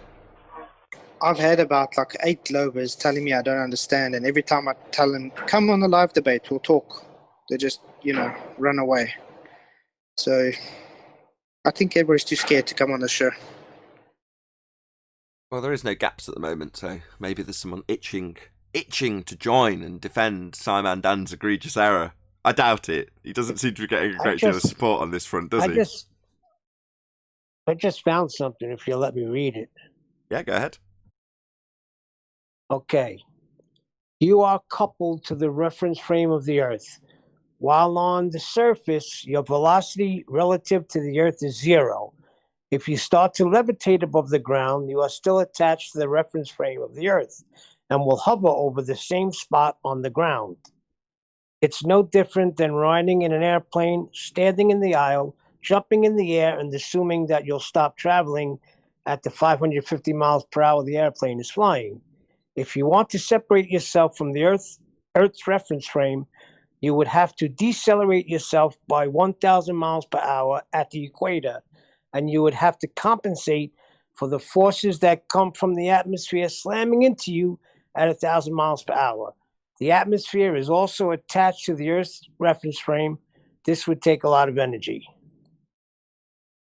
So that flies in the face of the assertion that Neil deGrasse Tyson makes, that when a football is kicked, the Earth turns underneath, causing not actual deflection observed from somebody in the stand. Or to put it another way, you in the stand see the ball seem to curve, but it's only seeming to curve because Earth is turning underneath as a second reference frame. It's also claimed that snipers have to account for Coriolis deflection as the bullet leaves the frame of reference that turns underneath, moving the target. So they have to lead the target because apparently it's claimed Earth turns underneath. That would be the claim of Coriolis as handed down by the High Priesthood. I'm not entirely sure where your reference came from, Neil, but that flies in the face of the fundy assertion that we have Coriolis effect to prove we spin, also asserted by gyroscopes and pendulums. It's claimed Earth turns underneath as a second, non-inertial reference frame. Not that they attach together, not that you move as one with a single reference frame, because that wouldn't give you drift. And they claim there's 15 degrees of it per hour. But also that debunks them anything about saying. Neil, could you read the part where it says what you would have to do to detach yourself from the Earth frame reference? Yeah, if you want to separate yourself from the Earth's reference frame, you would have to decelerate yourself by 1,000 miles per hour at the equator. And you would have to compensate for the forces that come from the atmosphere slamming into you at 1,000 miles per hour. The atmosphere is also attached to the Earth's reference frame. Would you send us that link? The guy that kicked the field goal, he did all that with that football then? No, it's in complete polar opposition to the claim made by Neil deGrasse Tyson, Chocolate. And then compensated for the atmosphere No. slamming into that ball, therefore giving it that slight edge to make that field goal. And then he just did a quick calculation to figure all that out. That's cute. No, This kind of sounds to me like he's coming from a general relativity standpoint. The question was, if the Earth is rotating at a high speed and sounds we like they jump don't know up, what to do. why doesn't the Earth move below us at high speed? It's claimed That it was the does. question. It's There claimed were several it does. contradictions there. Yeah, it's a contradiction of their claim we have Coriolis effect. And they say, I will assume Correct. Earth and atmosphere travel as one. It's like, well, what are you going to get to actually prove Earth is turning underneath to give you 15 degrees an hour deflection? As that is very much laid down in the rhetoric of Foucault, and the claim even asserted as being proven by Bob Nodell. Not that it was his ring laser or fibre optic, to be more accurate, gyroscope. Nevertheless, it's asserted as his because he detailed it on a Netflix presentation. However, the assertion they use from that piece of apparatus is an assertion that there's two reference frames. Earth turning underneath, gyro in an inertial reference frame, and the cage drifting because Earth turns underneath. Also, bullets, as asserted by snipers, as detailed earlier by me, and footballs, as detailed by Neil deGrasse Tyson. There's very much a claim that Earth turns underneath as a separate reference frame, called Coriolis effect. But this citation flies in the face of that.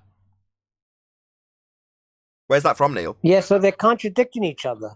Where's the citation from? Oh, that's I just Googled it. Let me see. Something Quora? Quora? Oh, right. Yeah. Go What a shocker. go ahead and post it, Neil and Master B, because there were so many contradictions there. Let me send it to Master B. Give me a second. Yeah, shocker. Quora's like high-level trench. That site. Go on, Montreal. Sorry, Nathan. That Go on. site, Cora sends me a lot of crap. So we should take that with a grain of salt. Well, it's wrong. It's contradicting the claim we have 15 degrees drift. it's quite literally contradicting the actual rhetoric handed down by Neil deGrasse Tyson. So whoever's posted that on Quora is just wrong. It's not the actual rhetoric. I see value for it because they're debunking their own claim right there. I'm going to keep that one. That's a good one.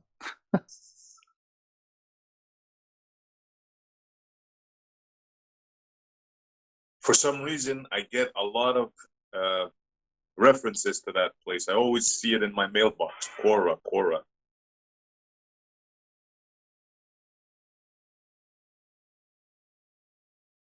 Well, you and your Quora references are ruined.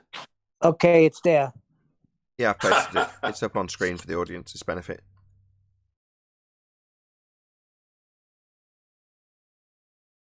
Say who wrote it? No.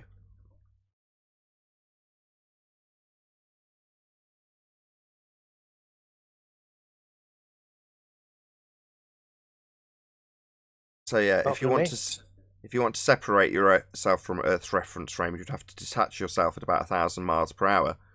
Not according to Neil deGrasse Tyson.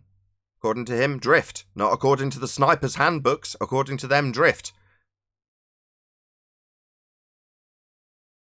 Not according to Foucault. According to Foucault and his pendulum and gyro, drift. 15 degrees of it an hour. Separate reference frames. This is pissing in the face of the actual claim that's supposed to prove Earth spinning. So if there's nothing to detect, according to this, and you're automatically a single reference frame, how exactly, pray tell, would this prove we're spinning? Because there's nothing to detect. In other words, you wouldn't tell. Well, according to the claim of a globe Earth that spins, you've got Coriolis deflection at 15 degrees an hour as Earth turns underneath. However, if that was the case, that would shorten flight times. So, again, it doesn't matter if it's Quora, the same thing absolutely applies. Which sword do you want to die by? Your sword that says there's nothing to prove Earth spinning? No drift? Oh, right. Well, you've got no drift. So no 15 degrees an hour then, Quora. No worries, you die by that sword. Or, yeah, we do have drift. Yeah, we agree with the priest Neil deGrasse Tyson. So what is it? Like Simon Dan, should the author of this garbage be put to task? Well, according to Tyson, you have drift at 15 degrees an hour demonstrated with a football. And then suddenly you've got weasels like Simon Dan and the author of this garbage going, oh, no, I believe the drift. It's like we've just described how we don't have it. Well, if we don't have 15 degrees of drift because it's all attached as a single reference frame, then you don't have drift proving we spin. It is that simple. But they'll assert the contrapositive of their actual claim, which is to debunk the claim we have separate reference frames and assert that there's only one. What, reference frames ruin then, Quora? No drift. Thanks for debunking Earth turn. Maybe you need to get on the line and start telling us how you do believe it, even though you've just debunked it.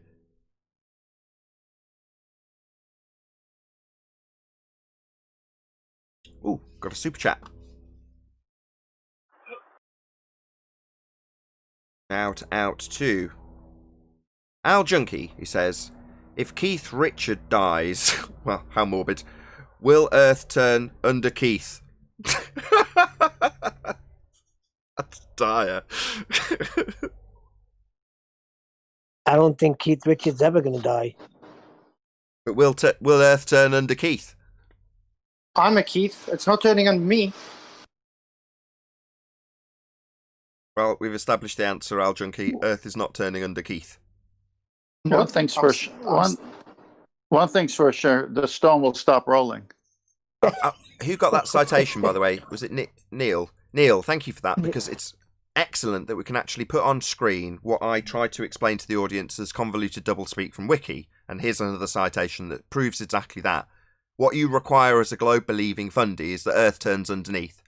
And we need you to assert that because we can pummel it by proving it doesn't with a flight time that's not reduced when travelling west, as Earth turns underneath it, as you're supposed to be claiming. But as soon as we point that out, they say, no, it travels as one reference frame. So now they're just going to die by that sword, which is no drift then. So Foucault was wrong then. Not two reference frames then. Reference frames ruin then, Quora, Simon Dan. And watch them grovel to the almighty god of drift. Yes, Simon Dan, Rumpus, yeah. I believe the drift. Yeah, you better, because it's your rhetoric. Not one reference frame, nothing turning underneath. Your rhetoric is drift. Stuff turning underneath at 15 degrees. You better believe it. It ain't true, though, because it would shorten flight times. Don't you just love how general relativity debunks Coriolis? Yes, I love it. So the actual gravity claims actually debunks their own claims. Well, I like Yeah, they contradict This themselves. is why they sound the way they do, because all their claims debunk all their other claims. It's ridiculous. That's right. But that's where you end up Like with the conservation of momentum. Well, not Coriolis, SC Montreal. I was going to say, where they've got weak-ass arguments, it seems that they've got a preemptive strike against flat earthers. So Chocolate mentioned earlier about the geometric physical sphere edge horizon that would require a tangent point and we're told is refracted, debunking the geometry. That would be the Black Swan argument. If the Earth is a sphere with a radius of 3959, then every distance to horizon can be no more than 1.2 times the square root of the observer's height in feet, and the Black Swan shows the horizon way in excess of 10 miles at a 1 foot observer height, putting it at 1.2 if it is to be asserted with geometry. Now, the rebuttal from the globe side to that very argument is to say that the horizon's refracted. Now, their refraction requires the R value in their geometry to have been measured. In other words, you would require the horizon to have been physical at some stage. And it's not by rebuttal, leaving the model in a paradox. So what do we have as a preemptive strike? Well, we're told, or the general populace is told, that flat earthers believe boats go over the edge on a model that's held up as a straw man by a society we are no way a part of. That would be Flat Earth Society. But they've got a little picture of a boat going off the edge of a pizza pancake Earth. So that they can laugh at us for our assertion, that we don't make, that boats go over an edge. They spill over the edge with all the water. Well, in reality, the globe assertion is that boats go over a sphere edge. They call their horizon a physical geometric sphere edge. Tangent point that they measure to, and they claim obstructs the bottoms of boats and buildings. So they literally have boats going over the edge, and a preemptive strike on us. Same goes for things like the assertion that there's a dome, to send it into ridicule in things like Simpsons, lowering a glass bowl over the top of an entire town. When in reality, their assertion is the sky is a vacuum, a really pathetic argument.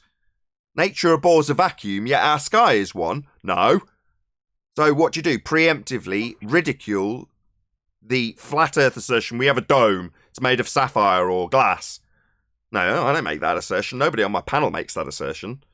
But we'll be ridiculed in advance for making that claim when we actually state the reality of containment being required to have gas pressure, a sky vacuum being an area for the gas we breathe to fill, and fill it must, as it expands in all directions. What they don't understand, Nathan, is when you say all gas pressure requires containment, we're not saying there is a container. We're just saying there is no sky vacuum. It's as easy as that. I used to argue it that way, but I don't see the need to not assert it. You absolutely require containment. A few people tried to have me on it. I'm like, why am I even denying this? Without the container, there can be no pressure.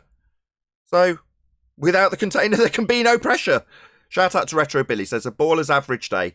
Eat, sleep, lose, repeat. Thanks, Retro It's more Bill. like repeat 20 times a day. Sounds like a movie title.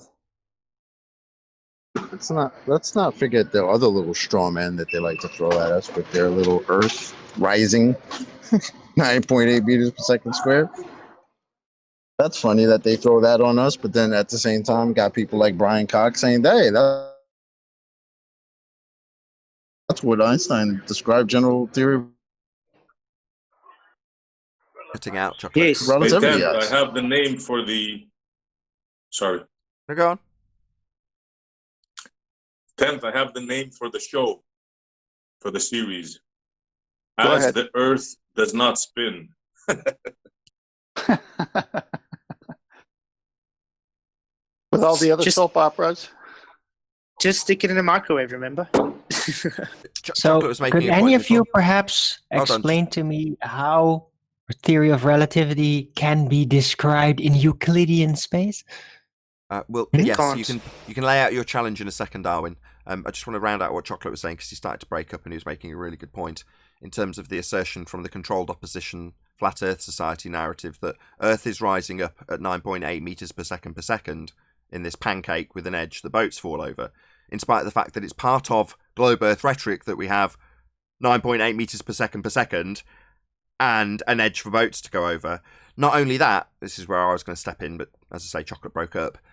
They've also got it rising up through what now? Anybody on the panel? What's Flat Earth Society's pancake rising up at 9.8 per second through? Outer space! Outer space, right. Isn't that amusing? We debunk the claim that you've got this region, this sky vacuum, and yet the Flat Earth Society have got it very much part of their narrative.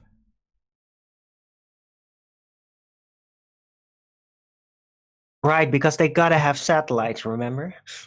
I don't know what the Flat Earth Society are playing at. They're just a way of pouring scorn and giving a load of nonsense assertions, half the time to be ridiculed by the globe side against flat earthers, when in reality it's a spun version of their own narrative. Boats going over the edge, look how stupid these flat earthers are with their pancake and a boat falling over the edge of it. Meanwhile, we'll calculate with geometric physical assumption bias that the horizon which moves with the weather is actually the edge of a sphere for boats to go over.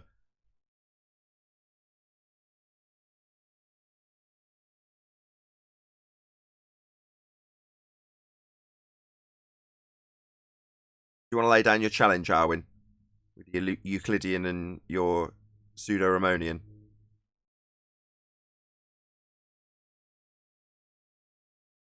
Hello, Arwin. Arwin, hello. Maybe he's crashed. But it's simple. You can't. Well, typically it works with straight lines. I can just do it for him because I know his challenge. So Arwin's laid down a challenge that was originally laid down by Quantum Eraser, which is to say, explain the gravitational pull of the moon on Earth with Einsteinian mathematics. So use Einstein's field equations to explain the gravitational attraction between the body of mass, that's your vernacular, not mine, that is the moon, and the body of mass that is claimed to be a spherical Earth in a sky vacuum. Explain that with Einsteinian gravity. Fundies. That would be Arwin's challenge. Easy, trampoline. No, with the field equations. not with. Oh, you want equations? Sorry. The ones that can be solved numerically or can't be solved numerically. Once Arwin comes back, I'll let him. I don't want to take his punchline for him. I've already given his challenge. Come back. Okay, Sorry. I've given you. I've laid down your challenge, but did you want to lay down the reasoning behind the challenge and the failure that will ensue as a result of your challenge? Go ahead, Arwin. Again, I asked, how does thing work? Theory of relativity work in Euclidean space? Yes, because this is something that I also treated on my show this morning. I'll keep it short. I'll try to keep it short. It's like a new subject in a way. I think I figured out that this whole idea of a theory of relativity rests on a mechanism psychologically, so not information-wise, but psychologically, which is very similar as to how you conceive or how you observe Coriolis effect, by basically attaching yourself from force conceptions from Euclidean thinking and just starting to think in reference frames. And I think that is the same thing that the general theory of relativity does.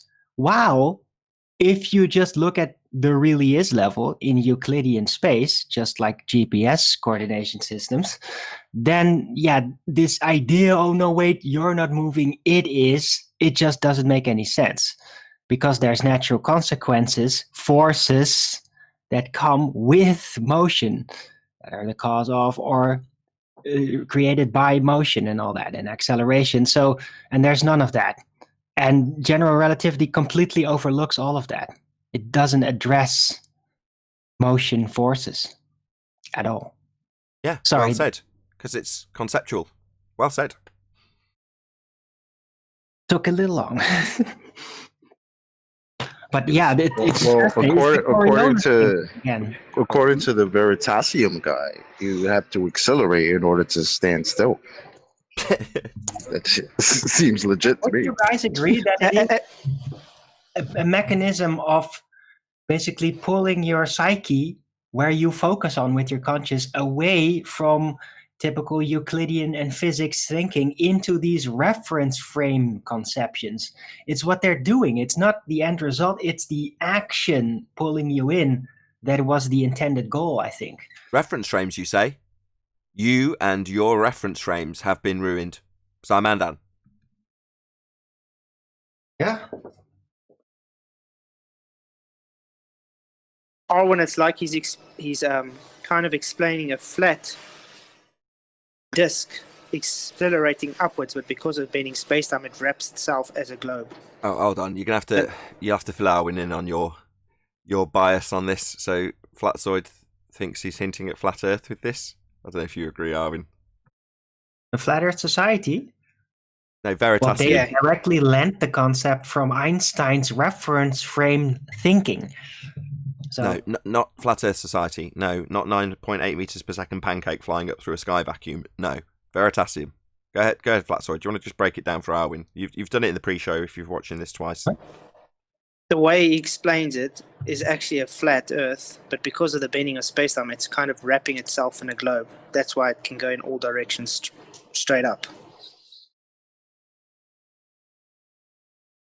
what?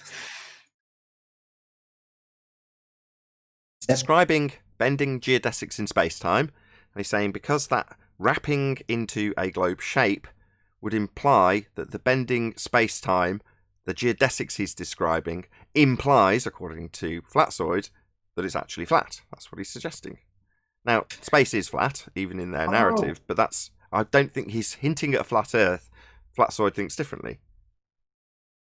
I didn't see that either. He was just talking about space-time relations. You know, the bending is the space-time. It's basically describing the effects of circumdicular thinking and geometry. That's what it doesn't relate to what you said, I think. It's like curving out straight lines. It is. It's the same as your challenge, actually. The general relativity with Euclidean space. It's the same type of thing. They're just, how can I say, making straight lines curved. You know, they're making straight lines curved. Precisely what they're doing. Yes, making straight lines bent. Yes. Right. Non-Euclidean. Just like the crooked cross. With that, I'm going to say, if you are watching this on either Nathan Oakley 1980 or Nathan Oakley Premiering streams, then stay tuned, as there will be an after show to follow. Unfortunately, if you are watching this live, this is where we bid you farewell. A huge, massive, enormous thank you to all of you who smashed the super chat, liked, commented, shared, subscribed, and all that good stuff. Of course, a massive thank you to today's Discord and G Plus panels for making today's live show possible. Once again, stay tuned if you're watching on either Premiering stream. I've been Nathan Oakley, and I'll see you all in the next video.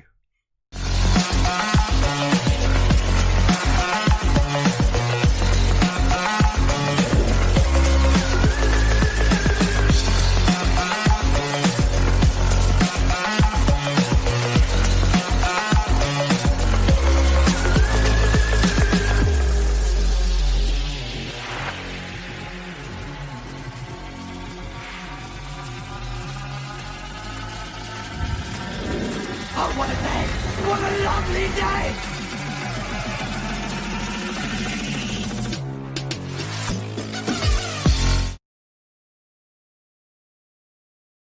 In reference to what he said, because he said that in order to disconnect from the frame of reference of the Earth, that you'd have to, what was it, Neil?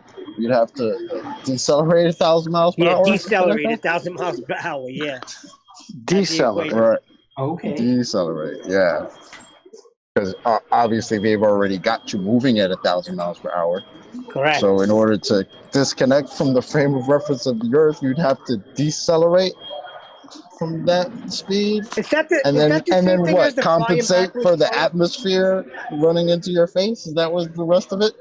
Yeah, basically. Yeah. Nonsense. Yeah, you see, that's where I said they're just using general relativity. It's the same as saying a skydiver's falling. No, he's not falling. We're moving up towards him. Yeah, Right. the general relativity, yep. Well, my question is, if they're moving as one, why would you have to decelerate?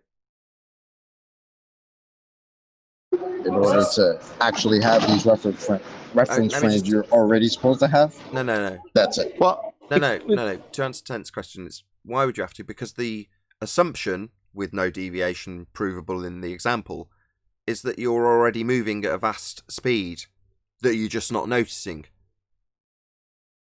So it's just a begging the question fallacy. They assume you're spinning. Yeah, they've already got you moving. No, Yeah, that's where I'm so- going with it. So they've already got you moving at 1,000 miles per hour. And then they're saying some in connection to whatever the context is, you have to do something, and that something is decelerate 1,000. But how do you do that? And if they're moving as one, how's that accomplished? Couldn't do that. You can't. That doesn't Even make a- any sense. Even according Just to like- their rhetoric, even if you turn around the opposite direction and run 1,000 miles, are you still not decelerating? That's what I'm saying. How they explain it is actually a flat Earth, just bending it over a globe. So they're essentially debunking the only way they would have two reference frames. Exactly. They're debunking the only way they can prove drift in the first place. Well, I got an even weirder one for you guys.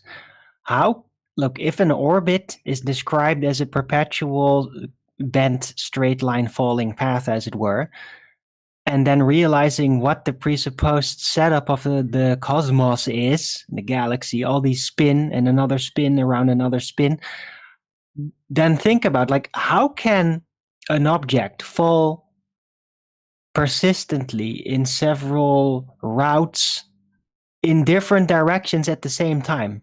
How can that all work out according to their mechanism? That's what I'm telling you. They're explaining it actually as a flat surface wrapped around the globe, so they can have all directions at once. It's the same way you That could doesn't work out explain how it at all. fast it would take the Flash to run around the Earth. Because it's all in mathematics. It doesn't exist. But the thing is, Physicality. and things only fall in one direction, basically. It's still only falling in one direction if you do it that way. Think about falling it. process, right? The falling process is always in a singular direction. But according to the heliocentric supercosmology, it's falling in several circular directions at the same time. Subbody on subbody. Oh, but remember, they said at different speeds the deeper you go into space. Hello, conceptual medium. Yeah, it's all conceptual. We're just having fun at their rhetoric. Well, be I'm careful. just trying to wrap my head around how those mechanics are supposed to work. Well, if you detail them too well, one of their side will come along and think you're claiming it and try and debunk you. So keep it up. Yeah, I wouldn't mind. Let's do that. Please come, please. Yeah. We want some new blood on here. Yeah, so the longer we detail globe arguments, the more people who know we're flat earthers hear it and go, well, that's nonsense. Like the claim that we've got two reference frame, Earth spinning underneath. They hear that when we're detailing it and go, what a load of nonsense, I can debunk that. I can show that Earth doesn't turn underneath. And then they give you brilliant quotes like, you and your reference frames have been ruined. Simon Dan. Because they're idiots. So maybe a glober out there can potentially take what we just talked about and actually disprove that the Earth is going in several different orbit falling paths at the same time somehow.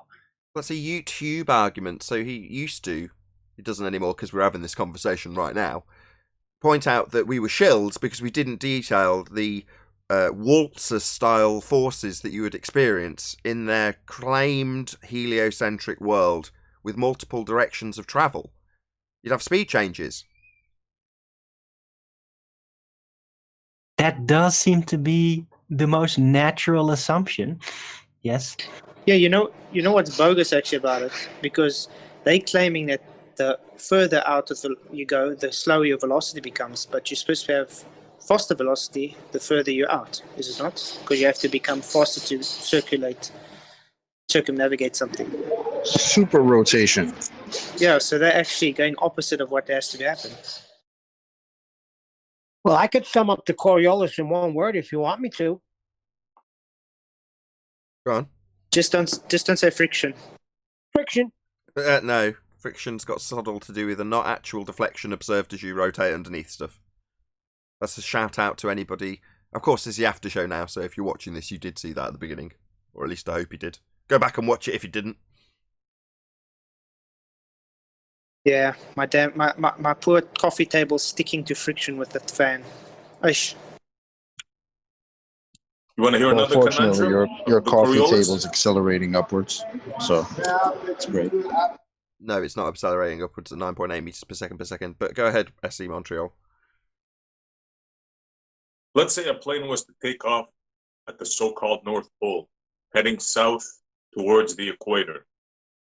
Right? It starts off at 0 rotation. How does it build up to 1,037 at the equator? So what you're doing is you're taking the Quora quote, and yeah, what you're describing, in line with the Quora quote, is a first law of thermodynamics violation. To add the velocity from 0 rotation up to 1,000 miles an hour at the equator, as described in your example, you'd have to gain momentum from nowhere, attain the spin velocity of the Earth that's supposed to be drifting underneath you to prove it spins, but in this Quora quote it isn't, debunking the claim we have drift. But in that rhetoric, you've got a first law of thermodynamics violation. It's the same principle as if you go up in a drone or a helicopter. So if they're saying it all travels together, as you increase height, the distance that you would actually travel over a spherical surface would increase. Your actual circumference is increasing as you go up in height.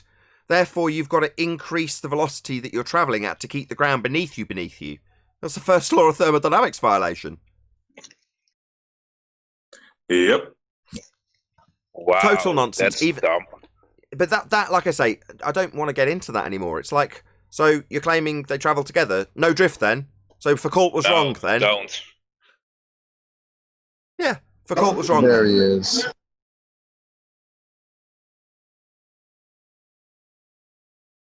They don't travel together, Ed, or they do?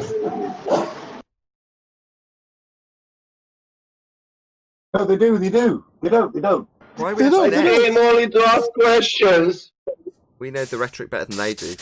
They claim drift. There isn't any. It would reduce flight times.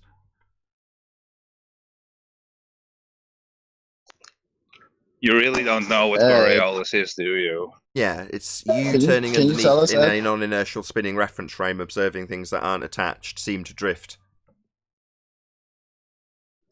Yeah, really. Yeah, really. So it's you spinning underneath stuff that's not attached and watching it seem to drift because you spin underneath. That's absolutely correct. No, that's fucking dumb.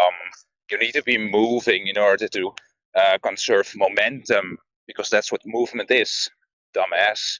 Sorry, Coriolis effect is not actual drift being observed. It's an observation. It's nothing to do with momentum being conserved. It's a not actual drift observed as you spin underneath. You understand that Coriolis is not actual deflection. Oh, no, not conserving anything. It's not actual deflection. Right. No, so if a It's just visually. helicopter hovers just a above visual. your head, do you expect it to be moving? Sorry, do I expect Earth to turn Do you- underneath? Is that what you're asking me? Yeah. Do you think that's what Coriolis is? No, but you do. That's your claim. You claim Earth turns underneath at 15 degrees an hour. Why are you rumpusing me? Why are you rumpusing me? Fundy mute. Fundy mute Because time. you're Yeah, making definitely another fundy mute straw time. man. Yeah, definitely fundy mute time. No. Yeah. Can you stop, Ed? Do you mind? Yeah, that's your claim. You claim on Globe side. Wrong. Still fundy muting me, Ed. Try again. It's a bit triggered. Do you want to get it all out? Share your pain, Ed. Share your pain. Are you gonna strawman us again? Are you Nathan? going to let me Is that it? finish without fundy muting me? Let's try again. Are you gonna make another strawman? Yeah, you're just constantly fundy muting me. You haven't let me say it once. That is your claim. Yes. You are supposed to expect Earth to turn underneath the helicopter at whatever rate is dictated by the latitude and claimed speed of the Earth underneath. That's what Coriolis deflection is. It would be you observing the helicopter seem to drift away because you're turning underneath it. That's what you claim. Now, that's not true, because if we turned underneath a helicopter and watched it seem to drift away, it would take off in one spot, and then the spot it took off from would be somewhere else when it landed. And we don't observe that happening. Earth isn't turning underneath. That's your claim. So to answer your question, would I expect Earth to turn underneath as a second reference frame? No. But you would. It just doesn't happen.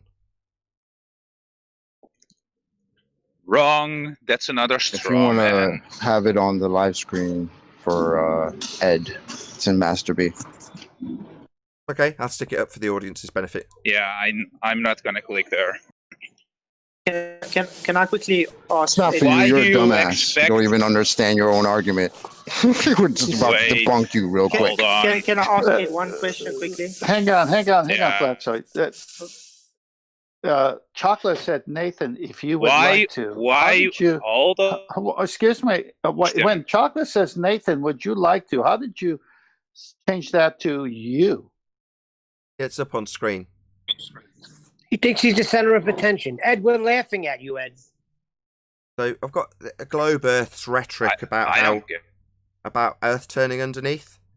It says, because Earth is turning beneath it, the object is not actually moving off its course. It only appears to be doing so because Earth is turning underneath. Now, obviously, if Earth was turning underneath objects that appeared as you spin underneath them to deflect, as described by ThoughtCo, and as is the Globe Earth rhetoric, then Earth's turning underneath helicopters, Ed. That's your claim. And you're asking me if I would expect Earth to turn underneath a helicopter? No, but you would. No. And you're fundy muting me at the same point you did last time. It's the point that you get pummeled. Can I try again? You asked me. You're fundy muting me at the same point, Ed. Every time I get to this point, you're fundy muting me. It's because you're a coward and a bitch, and you're getting pummeled. So I'll try you're again. not letting me reply. Yeah, you just keep saying I'm strawmanning you at the exact same point that I point out that you're asking me if a helicopter would have Earth turn underneath, and I'm saying, no, I wouldn't expect to, but you would. It just doesn't happen. So you're trying to reverse the burden and say, would I expect it to happen? No, Earth doesn't turn under helicopters. But if it was spinning, it would, and that's precisely what you claim it should do. It's on screen for the audience. It just doesn't happen, Ed. Earth doesn't turn under helicopters, but your side claims it does. Yeah. Yeah.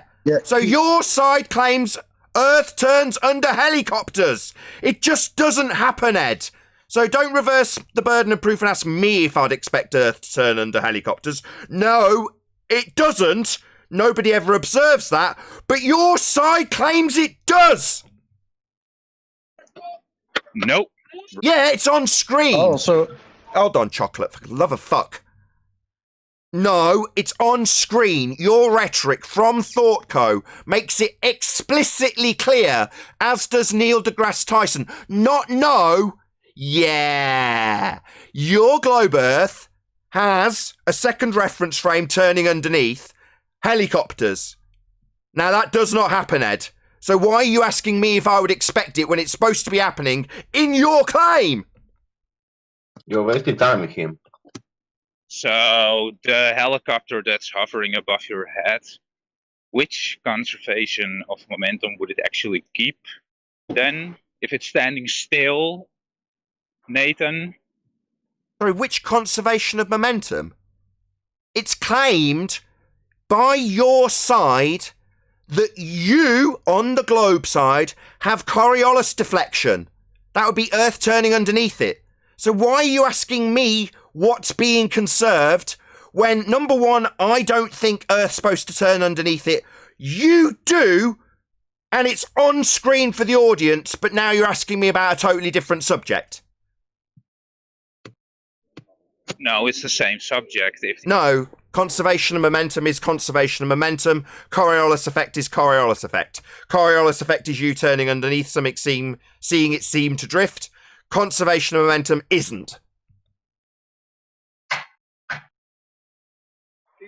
You're wrong, Nathan. So if the helicopter is not moving, Sorry, which momentum is who's it saying I'm conserving, wrong? Nathan? Sorry, Ed, do you appreciate that Coriolis effect is an observational effect that you observe whilst spinning underneath something? Or do you think it's got something to do with the projectile conserving momentum, as you're asserting? Because Coriolis effect is absolutely observed from a spinning reference frame. It's got nothing to do with the projectile conserving momentum. You're wrong. That's not Coriolis effect. I appreciate you don't know what you're talking about, as usual. Yeah, I do. I've just detailed it. Conservation of angular or linear momentum is not you turning underneath something, observing it seem to do something, but not actually do it. Because you're observing it not actually doing something. That's Coriolis effect. So whether or not it conserves, retains, or otherwise momentum is irrelevant, because the effect is observed by you spinning underneath stuff. It's got sod all to do with the projectile conserving anything. Sorry, Ed, you think Earth turns underneath helicopters? Why are you denying that which is handed down to you by the priesthood? If the helicopter is standing still, then what's actually moving then? Nothing. Earth's not spinning. Because you claim Earth turns underneath it. That's part of your rhetoric. So nothing's spinning. Earth's not spinning. We're stationary. Because if a helicopter can hover, Earth's not turning underneath and you claim it is. Right, so that's not what I asked. I don't give a shit what you asked. Your claim is about me and my claim about conservation momentum. Number one, conservation momentum isn't Coriolis effect. It is claimed, in your example, that Earth should turn underneath the friggin' helicopter. That's what Coriolis drift is. It's on screen for my audience. That's your claim. Now, if Earth turns underneath helicopters, helicopters would land in a different country, Ed, and that doesn't happen. Now, we can go about this all day with you ham-handedly sidetracking your own rhetoric and trying to put it on me. But it's not going to work. You think Earth turns under helicopters, Ed, whether you like it or not. If the helicopter is standing still, then Earth's not turning underneath it, as is claimed by your rhetoric. It's on screen for my audience. The object is not actually moving. So like a hovering helicopter's not actually moving? Yeah, got it. Hovering helicopter. Object not actually moving. Got it. Moving off its course? Oh, right, so it seems to be moving. I wonder why. It only appears to be doing so because it's claimed, totally bullshit, that Earth's turning beneath it, Ed.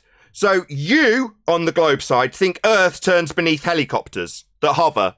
Well, that'll bring a different country to a helicopter as it hovers. That doesn't happen, Ed. But that's what you believe. So if the helicopter is standing still, then Earth's not turning underneath it, as is claimed by your rhetoric. So where can the helicopter deflect to if it's... It's not deflecting, you dumb fuck. That would require Earth to turn underneath it. So you think it's going to deflect? That would be not actual deviation because we turn underneath it.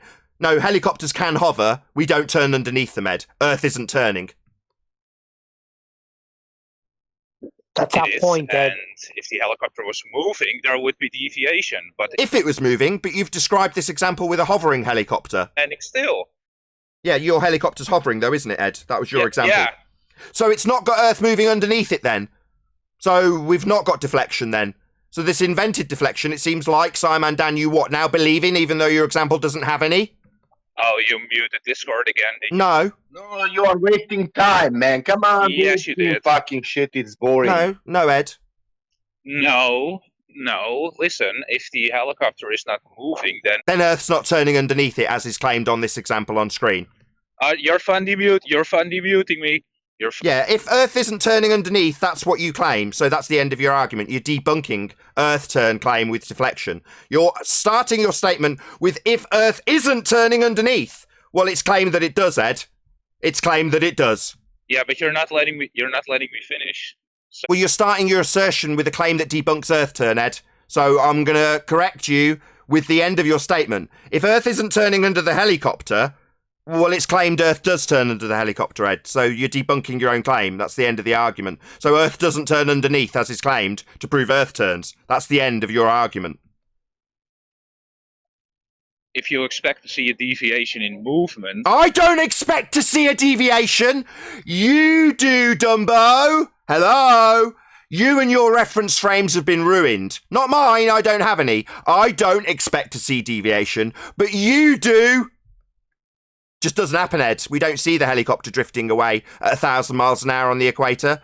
It's your deviation and deflection you'd expect to see. I wouldn't expect to see it, and we don't see it. We don't see deflection. Earth isn't turning underneath, Ed. Earth isn't turning. How can something be deviating if it's standing still? It's not deviating if it's hovering, Ed. Hello? How can it be deviating? It isn't. Earth isn't turning underneath, Ed. Earth isn't turning.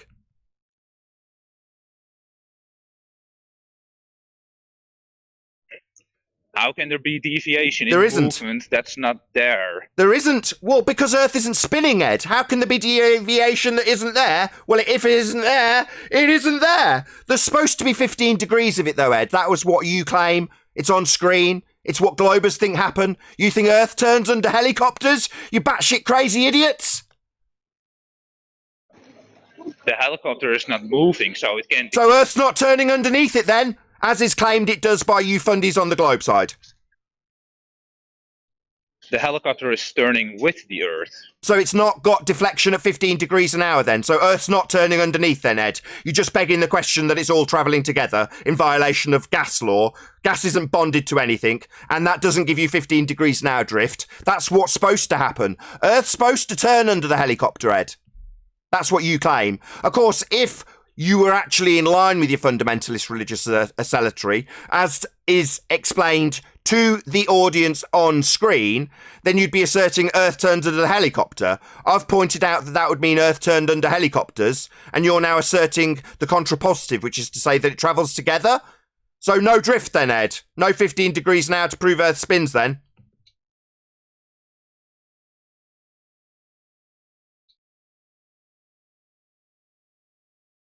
So no drift then, Ed. No 15 degrees an hour. So Bob was wrong. No drift. Together with clouds. No drift then, Ed.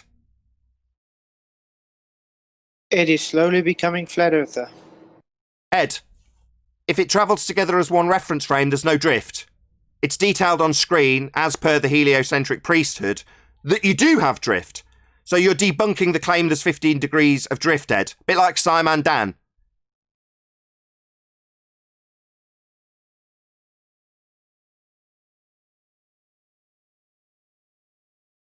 Looks like Ed's run out of steam. Bye, Ed. Thanks for debunking Earth Turn.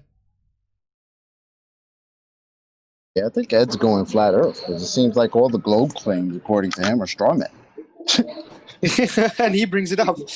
And he brings it up. It's great. Keep going, Ed. Anybody else want to debunk or spin? Yeah, massive shout out to Simon Dan. I'm a massive fan.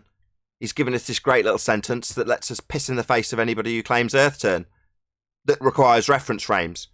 And we just point out that you and your reference frames are ruined and watch people like Ed debunk the claim we have drift at 15 degrees an hour. Thanks, Ed, for proving we have no drift. I think Ed short-circuited. Yeah, he didn't know how to cope.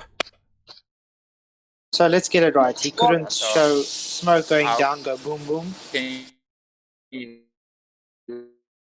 Sorry, not flat. You're Come on, breaking he's up, my coming friend. to troll only, nothing else, or every fucking day. He's troll and nothing else. Well, no, I was quite pleased with Ed's contribution today. He Expect debunked having separate reference frames. Deviation in something that's not Uh-oh. moving. Robot. Again, how can you expect You keep deviation in asking something us that's what not we moving? expect. This is your claim, Ed. You're literally in here debunking your own claim. You're asking us, do we expect deviation? No, because the Earth's not spinning. But you think it is. Yeah, you expect deviation, you Dumbo. What aren't you getting? It's you that expects drift, not us. It's on screen for the audience, by the way. You're supposed to expect to see Earth turn underneath that helicopter that you say is hovering, Ed. That debunks your own claim that we have drift. Wrong. That's a straw man. It's on screen for the audience. ThoughtCo. The object is not actually moving off its course. So hovering. Got it. Hovering. Yeah. It only appears to be doing so because Earth is turning underneath it. So, according to the citation we've had from your side and published on the internet at ThoughtCo, it says Earth turns underneath the helicopter head. Makes it explicitly clear you're supposed to have it. It's well known under a different terminology. It's known as 15 degrees an hour drift. People often assert that Bob has proven it. That's Earth turning underneath stuff, Ed, as is detailed here. And you're saying what? Because Earth isn't turning under a helicopter, that's not what you claim. No, it just debunks your claim that we have drift, mate. We're not turning underneath helicopters. Well, it doesn't, because how can you expect to see any drift in an... I don't expect drift, Dumbo. You do. We just don't have any. So don't expect me how I would expect to see drift. I don't expect to see drift. You do, and we don't have any. So how would you expect to see drift at 15 degrees an hour when clearly helicopters can hover, Ed? Right, so if they hover... So how would you expect to see drift, given that you think there is drift and there isn't? How would you expect to see it? There isn't any. You're funny muting me again. No, Nathan, you're funny muting me again. Let me finish the question and then answer the question. No, it's a question to you. You asked me if I would expect to see something, and I pointed out that I wouldn't, because it's not my claim. So I'm throwing it back at you, given your question is only relevant to you. Wouldn't you expect to see Earth turning underneath a helicopter head at 15 degrees an hour, given you've asked me this question, which is totally unreasonable, it's not my claim. So now I'm throwing it back at you, not a new question from you. You're funny muting. Is that all you got? You're funny muting me? No, Ed. You've asked us if I'd expect to see drift. It's not my claim, it's yours. So I'm throwing the question back at you, and you don't seem to like your own question being asked to you. Muting me, you're muting Discord. That's so all you're saying you can muting do. me, muting me, muting me, so you don't have to listen. Is he, guys in Discord? Is he saying? Nobody heard is he that saying because muting me, muting me, muting me over again, so he doesn't have to listen? Coward. I'll try again, Ed. Let's see if you fundy muting me. See if you say fundy muting me over me while I try and detail it again. I'm actually still Yeah, there he goes. asking my Fundy muting question. me, you bastard liar. I'm still so asking you're my fundy question, muting me, actually. aren't you, scumbag No. liar? Scumbag liar? I'm still asking, Fundy muting no, me. I'm trying to ask my question for No, 15 you've already minutes. asked your question. You asked me if I'd expect to see drift, and it's not my claim. Not reasonable to expect me to answer something I don't claim. But given that you do claim Earth should turn under a helicopter, I'm asking you if you'd reasonably expect drift, given it's your claim. Muted Discord, so... Oh, so it's muting me, I'm muting me, not gonna muting hear me, you. so you don't have to listen to me? You think your rumpus trick's gonna work? No, scumbag. No.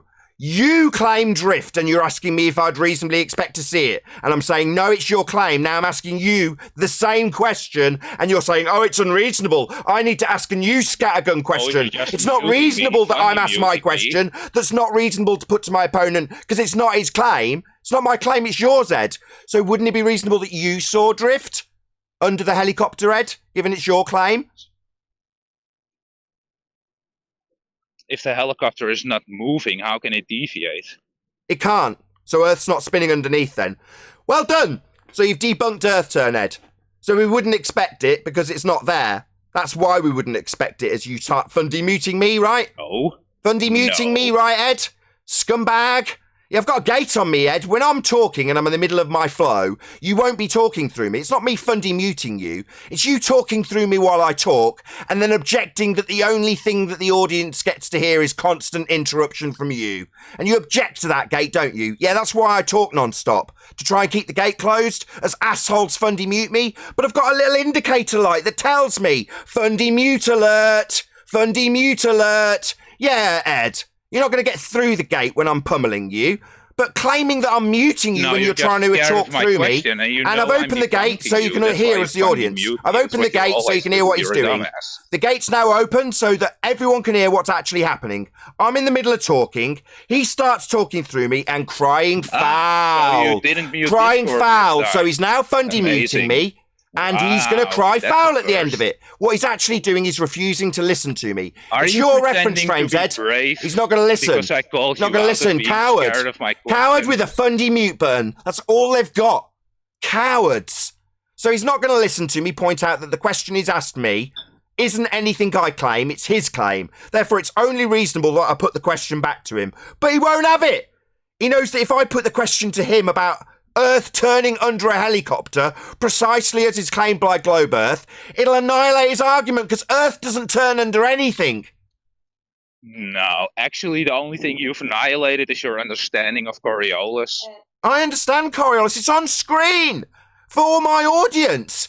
You and your fundy belief is Earth turns underneath that helicopter, and again he's fundy muting me. Fortunately, I've got a gate to stop that shit from actually interfering with what I say. Yeah, you've got a claim of drift. You claim Earth turns underneath the helicopter, and when I point that out, and the fact that it doesn't happen, you say that's not what's supposed to happen. It's on screen, dipshit! Mute Discord, you fundy mute me. See, he's talked through me non-stop so he didn't have to listen. While the gate was closed, he started talking through me so he didn't have to listen. What a coward! So you muted Ed, your Discord tactics again? are showing. Well, I'm in Discord and I can tell you Eddie's just not listening. So Ed's just fundy muting me Right, constantly. because he won't answer my question. He won't let me ask my question. Can you even. stop He's not talking? listening. No, you're just talking while he's talking. That's the problem. No, I'm actually trying to ask a question. Yeah, so we've established what's happening. Like I detailed, I start talking, and while I'm in mid-flow and there's going to be a devastating question attached, Ed will start interrupting. And as soon as he's finished and I open the gate back up, Ed will claim I've muted him. So while I'm doing it, he's demonstrating it. He's now talking through me. So Ed's trying to take the point further and further away from the fact that his claim on the globe side is Earth turns underneath a helicopter. That's what's supposed to happen and it doesn't. Wrong. It's on screen for the audience. The object is not actually moving off its course. That would be a helicopter hovering, not moving off its course. It only appears to be doing so. That would be it seeming to move when it isn't, because it's claimed, according to ThoughtCo, Earth turns underneath. I point that out. Response from the fundy is no, wrong. The rhetoric of a globe Earth that spins, which would have Earth turning under a helicopter, is wrong. No, it isn't, Ed. It just doesn't happen. Not wrong. Definitely your claim, as you fundy mute me continually. It's actually your claim. But it just doesn't happen, Ed. Earth isn't turning under a helicopter. No, he's not answering anything. He answered your question about helicopter. He answered that. No, I heard. he didn't. I hear it. He said He did, Ed. helipad can. Ed, your He- lame Did you tactics are hear that? showing Did heavily, you hear brother. that? It's He said- becoming pathetic. Yeah. Are you Start being talking. fed by Rumpus? Start talking through the middle of a sentence of your opponent, and because it's gated, I can't hear him doing that. I can just see the light flashing, which tells me, guy not listening anymore. And the moment the gate opens back up again, what's he going to say? You've muted me. Yeah, I've stopped, by way of design of my show, your constant interruption stopping the end of my sentence being heard, which is the devastating point. Oh, are you gonna funny mute me again? See? So that's what's just happened. His light flashes continually, so he's not listening to me pointing it out again. The end of the argument. And what's it going to be met with when the gate opens back up again? You're fundy muting me, you're fundy muting me, you're fundy muting me. No, I am annihilating the claim that Earth spins. That comes with Earth turning under helicopters. That's your claim. So is he, to be fair. Are you finally done ranting? You haven't listened to me. Repeat back my last sentence. Oh, I listened. So what's the reason that... So you're asking me a question, so you're going to refuse point blank to repeat back my last sentence because you didn't listen to it. You light flashed the entire time, you fundy muted me the entirety of my statement, you didn't listen to my claim that basically affirms what you're supposed to be claiming but aren't. Every time I point it out with the definition on screen, you say no. No, that's not my claim. Yeah, it is. A coward. Trolling. It's just trolling, Can you he's just shut not up? listening anymore. He knows he's annihilated, so he's not going to listen to a word I say Nathan, anymore. are you there? You're not going to listen to me, are you, Ed? You know that this is a pummeling. So it's Are better you to there, just talk Nathan? through me. Talk through me constantly, right? Rather than listen. That's exactly what you're doing to me. No, that's Nice you projecting. No. Sorry, Nathan. I'm in Discord and this Ed guy just doesn't shut the hell up. Yeah, he's talking through me every time I try and make a point so he doesn't have to listen to it. So That's their tactic. So if I try and point out that Ed's rhetoric is that Earth turns underneath a helicopter that's hovering, then what's he going to say to that? No, it isn't. He's debunking So himself. in the globe model, which momentum does the helicopter conserve in the globe model if it's just hovering above you in the globe model?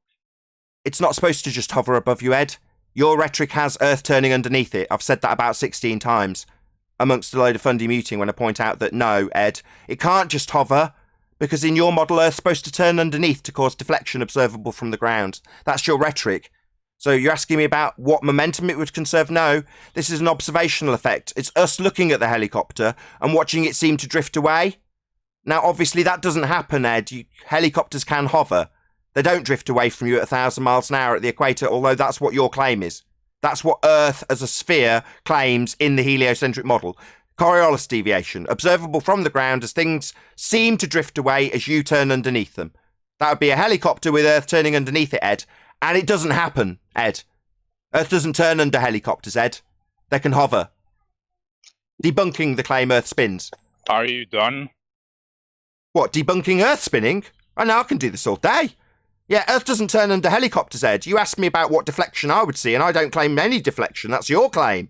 I mean, we've had a lot of fun demuting while I point out that I don't claim drift, even though I'm being asked how much I would be expected to see. And when I ask you how much you would expect to see, given that I already know it's 15 degrees an hour and a hovering helicopter ain't showing that, I know that that's going to be met with a lot of fun demuting while I point that out and ask you your question. How much deflection would you expect to see in a hovering helicopter, open brackets, 15 degrees drift, that isn't being observed?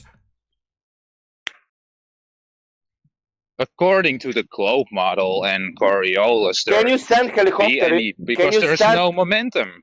Can you send helicopter in a model? No, according to Coriolis, it conserves momentum. Coriolis effect is you observing things seem to drift, Ed. It's obvious that you don't understand what Coriolis effect while you're claiming I don't.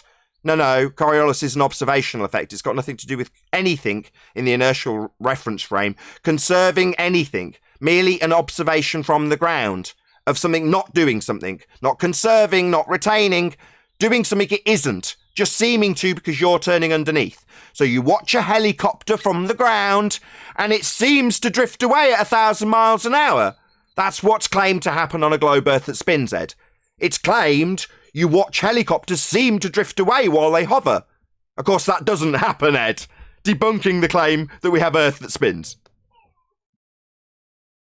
Can helicopter hover in a model? Can helicopter hover in a model? No. Can helicopter hover Who's this in a guy in model? Discord? Can helicopter hover in a model, man? Sasha. Two-way conversation, my friend. Nathan, can you hear me? No, because Sasha's talking through you. Right, so in the globe model, according to Coriolis, if the helicopter is hovering above your head, in the globe model, why is there no deviation then in the globe model, Nathan? There is deviation in the globe model. You don't understand your own model. You have 15 degrees of deviation as Earth turns underneath it, Ed. You don't understand your own model. You're stupid. Right, so this is the same as... So why are you asking me what deviation wouldn't be expected to be seen when there is expected to be Earth turning underneath a helicopter, but it doesn't, Ed? So I'm going to ask you a question. Given I've just answered you, I'd like you to answer me a question. Given that it's expected Earth would turn under a helicopter at 15 degrees an hour as a second reference frame, why doesn't that happen, Ed? Given that that's what you'd expect to see on a turning Earth. Why doesn't it happen? Why don't we see drift, Ed? Gravity. You didn't answer my question. Because I did answer your question. Scumbag, I did answer your question. I did answer your question. You asked me in the globe model how much drift wouldn't we expect to see, and I said you would. I did answer you. Now I'd like you to answer my question. I'm trying to explain something. You're funny muting I me again. answered your No, question. Nathan, I'm not muting you. I am not muting you, but you're ignoring any rebuttal. You're fundy muting me now, Ed. Yes, you're fundy muting me. Ed, Ed, you're a cunt. What a bastard. What a total bastard. Total bastard. No, Nathan, I was trying to explain something and you cut me off. No, you went to ask a new question. I asked you a question and you ignored it. No, I was trying to explain something and you... No, you weren't. You were asking me a new question. I answered your question. I'll summarise it. See if you fundy mute me the whole time. No, you didn't answer. So you're now going to fundy mute this entire summary. You're going to fundy mute the entire summary, Ed? Actually, you're fundy you're going to fundy mute this entire summary. You're fundy muting me. No, I'm trying to summarise the position that's just occurred. And you won't shut up anymore. You just will not shut up. Answer my question. No, I'd like you to shut up, Ed. Let's see if you'll tolerate me summarising the situation. You asked me how much drift... No, you're fundy muting me. You won't let me summarise it. What a wanker. You're fundy scared? muting me. You scared, wanker? You scared? I'll try again. For a minute. No, Nathan, you are he's fundy muting me constantly. What a scumbag. So I'll try and No, summarize it. I was trying to explain something. Every time I say I'll try and summarize it, Ed Fundy mutes me. You're projecting. What a scumbag. So you won't tolerate a decent debate, Ed. You've got to Fundy mute every word of my summary. I'll try again. No, you're Sixth just time. projecting. I was Sixth trying to explain attempt. something. What a scumbag. Sixth attempt. Scared of his dying globe religion being pummeled. Sixth attempt. Projection. Seventh. So you're going to constantly Fundy mute this, Ed? Seventh attempt. So, Ed asked me how much drift I would expect not to see in the globe model. I replied to his question, in the globe model, you would expect to see 15 degrees an hour of drift as Earth rotates underneath as a second reference frame. That was me answering Ed's specific question. I've answered his question. Now I'd like Ed to answer a question of mine, but instead we've had about 5 or 6 minutes of Fundy muting. So my question to you, Ed, given that we've established, as per your question to me about the heliocentric model you don't understand, that we would expect to see 15 degrees an hour drift as Earth turns underneath the helicopter, why don't we see 15 degrees an hour drift as Earth turns underneath the helicopter when Earth isn't turning under the helicopter and we're not seeing drift, as you on the globe side say we should? No, that's a straw man. So please refine your question.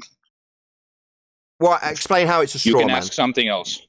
Fuck you! Just because my nuts are in your mouth, you don't get to change the subject. Yeah? You have a claim that Earth turns underneath that helicopter. I'm asking, why isn't it drifting? And you're saying ask a different question? You can suck my nuts. Why isn't it drifting, coward? Oh, thanks. Coward! That's my question. I answered his question, ladies and gentlemen. Why wouldn't we see drift in the globe model? We would. 15 degrees an hour. So, in rebuttal, why aren't we seeing that 15 degrees an hour drift, Ed? Ask another question. No, mate, I'll tell you. We're not seeing that drift because there isn't any. Even though you'd expect there to be 15 degrees an hour as we turn underneath that helicopter, we're not. There is no 15 degrees an hour drift, you Fundy muting scumbag. I'm scared of my answers. Fundy muting scumbag. I'm summarising the demolition. And he's Fundy muting every fucking word of it. That's all these cowards have got these days. I summarise the position he asks me about the globe model, a position I don't hold. I summarise the position succinctly. You'd expect 15 degrees an hour drift, as is absolutely asserted to be the case. I ask him why we don't see it, and it's constant Fundy muting. And a declaration that I should ask a different question? No. Earth does not turn underneath the helicopter, but you Fundies think it does. It just doesn't. Right, so why would I... So a question for me. Earth doesn't turn under the helicopter, Ed. But you think it does at 15 degrees an hour. So non-stop Fundy muting in a total ignorance after a... Right. Yeah, that's right, Ed. Earth should turn under that helicopter and it doesn't. You are getting pummeled. Appeal to mute button fallacy. Yeah, you're getting raped and you don't have to like it. Earth, according to you, turns under helicopters. Utter nonsense. And I'm pummeling it. Appeal to the mute button all you like while I teabag your stupid claim that Earth turns under helicopters. It doesn't. Are you done? Done pummeling your argument? Yeah, I'll do it all day, mate. You Fundies on the globe side think Earth turns underneath stuff at 15 degrees an hour. That means Earth turns underneath helicopters at 15 degrees an hour. No, they can hover. So no, Earth isn't turning underneath hovering helicopters. And this Fundy fuckwit will ask me to justify how it doesn't happen in the globe model when it's claimed it does. You Fundies have got 15 degrees an hour of Earth turning underneath helicopters. And it doesn't happen. Well, Nathan, I was now in Discord. Can't hear a thing you say because he just talks and talks and talks and just doesn't. Yeah, you're out of questions, Ed. Yeah. So what he's doing, basically, Flatzoid, is saying, if I listen to the succinct summary of the position I'm relinquishing with Earth turning underneath at 15 degrees an hour, I might have to address it. The problem is he just doesn't want to address it. Maybe he's here to debunk it. like he's been doing the whole time. Yeah, he's debunking it. When you talk about a hovering helicopter, Ed, you're debunking the claim that Earth turns underneath. That's going to require a lot of fundy muting and a lot of an attempt from your side to keep in control by asking me questions the whole time. Yeah, I answer a question about how the globe model works, and does he answer a question in return? No. He asks me to answer him, or ask him a different question to answer. Right, Ed? Why isn't the helicopter drifting at 15 degrees an hour, Ed?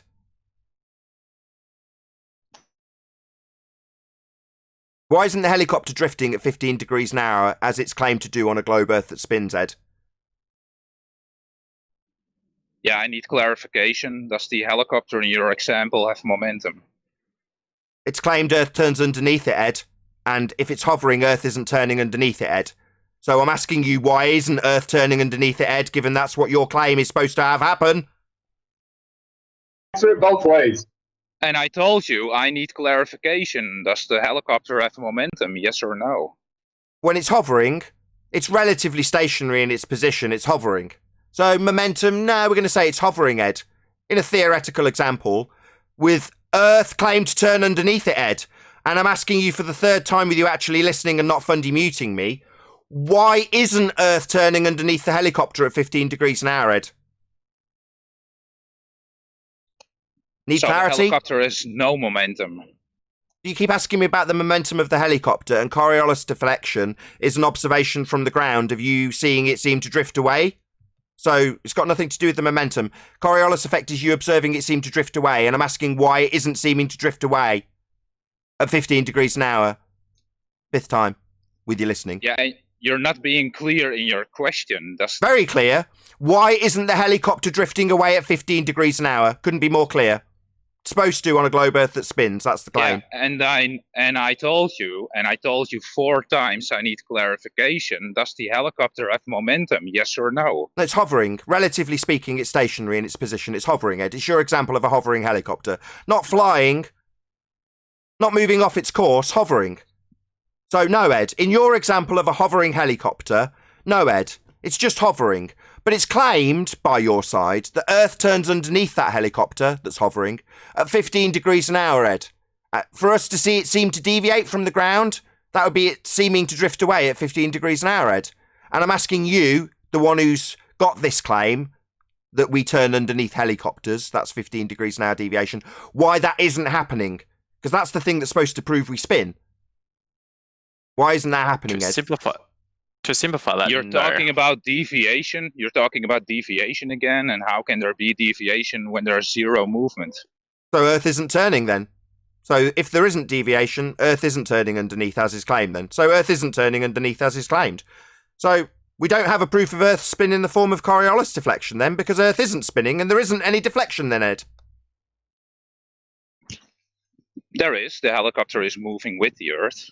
So that's not deflecting and deviating at 15 degrees an hour then. So Coriolis deviation is us observing it seem to drift away, Ed. It seems you don't understand what Coriolis effect is. It's you observing things seem to drift away from you, Ed. So you're debunking the claim that Earth spins underneath to give you a 15 degrees an hour deflection. That would be the helicopter drifting away from you. You're debunking the 15 degrees an hour drift then, Ed. What's the definition of deviation? Why are you asking me a question? You're debunking drift at 15 degrees an hour then. It's supposed to drift away from you at 15 degrees an hour, Ed, and you're debunking that. Not a question for me. Shit your pants acknowledgement that you've debunked your own claim. So you don't know what deviation means? Yeah, it means you observe it seem to drift away at 15 degrees an hour, and I keep asking you why that's not happening. And you've told me that it's moving with the ground. Well, that's not deflecting then. That still leaves the same question unanswered. Why isn't it deflecting, Ed? It's supposed to have the Earth move underneath it, Ed. I'm not part of the definition. Yeah, so you're fun. Do you hear that? Do you hear that quiver in his voice? Now he started listening. He knows he's fucked. Again. You know you're fucked now, don't you, Ed? Are you that scared? No, but you are. I can hear it in your voice. Yeah, that's what I'm pointing out. You sound terrified because we're at the point where you'll either start fundy muting me again. Oh, shocker, outside. He is going to start fundy muting me again because you're terrified. I'm asking you why we don't see the helicopter drift and it's fundy mute at the same point. You know you're fucked. Nobody is scared of you. You are. No, because what's the definition of deviation, Nathan? That'd be You never one told reference me. frame. Oh, I'm not going to get a chance to answer. Fundy mute the answer, maybe? Yeah, you're terrified of me, Ed. I know you are. He's letting you answer. Just answer the question. Who said that? Sorry?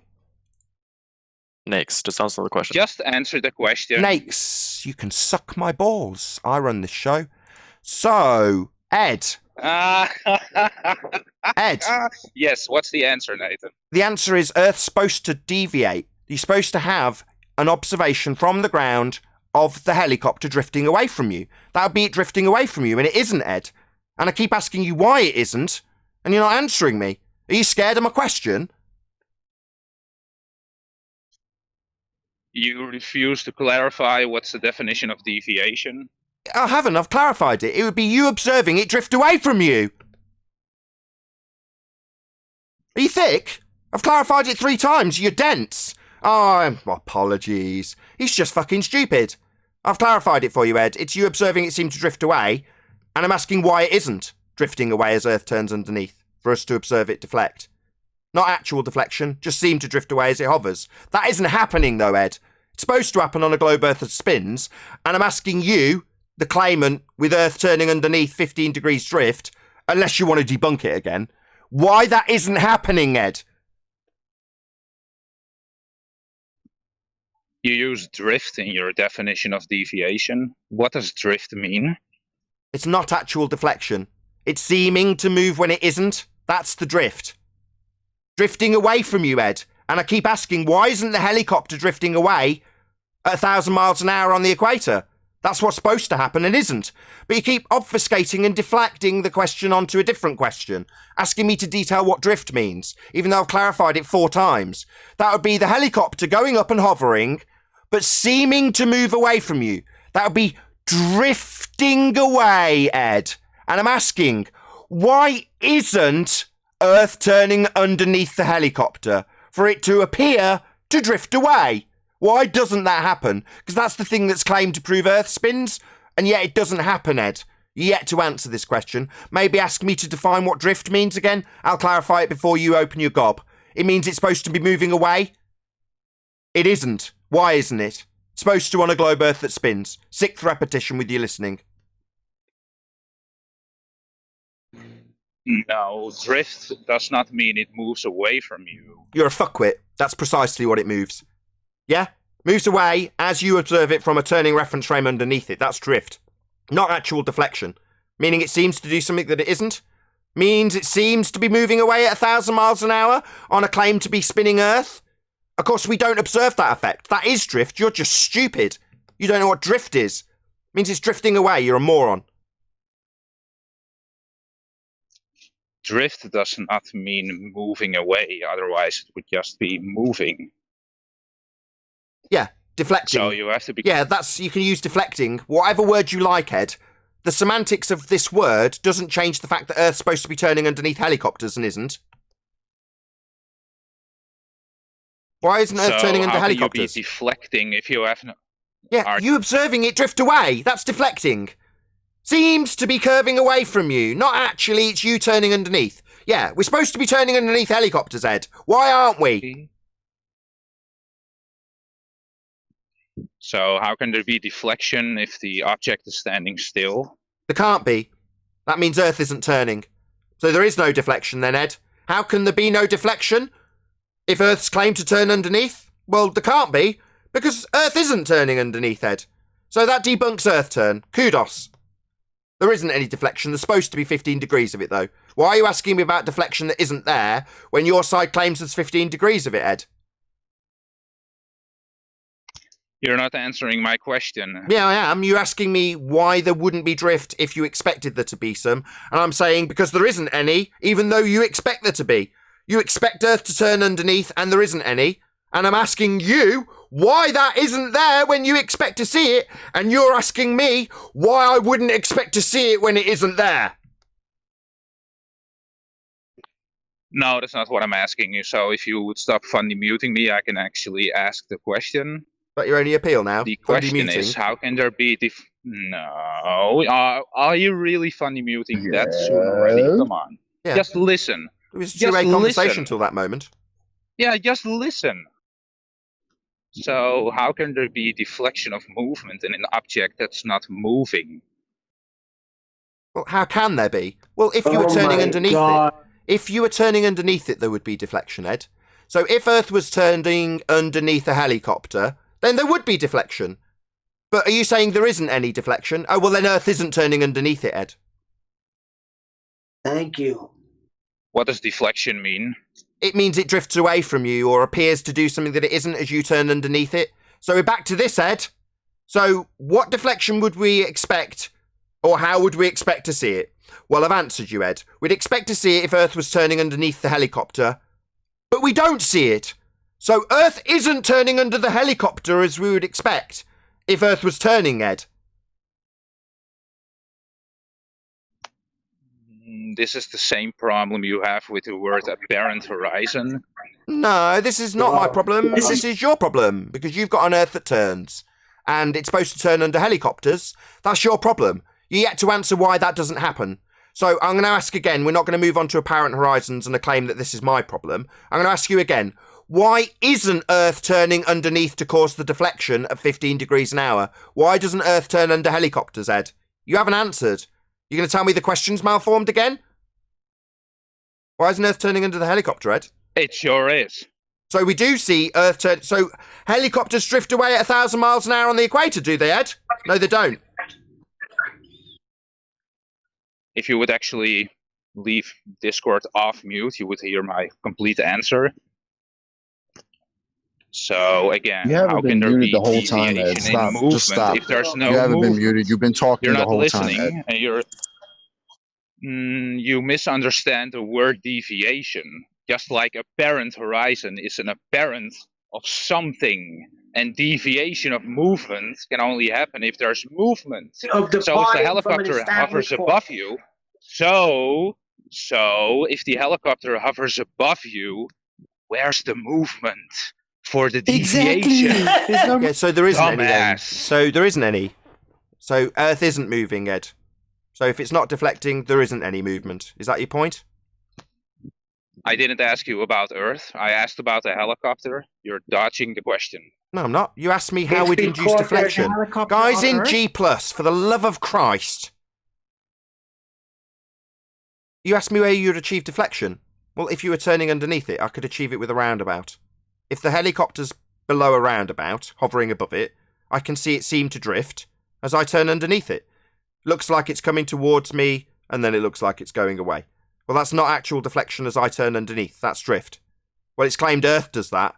It claims, you claim, that Earth turns under a helicopter. And I keep asking you why Earth isn't turning under helicopters, given that that's what drift is, you turning underneath. So, why aren't we observing the helicopter seem to drift away as we turn underneath it? That's how you have Coriolis effect. That's your claim. Why aren't we observing that? Keep dodging the question, coward.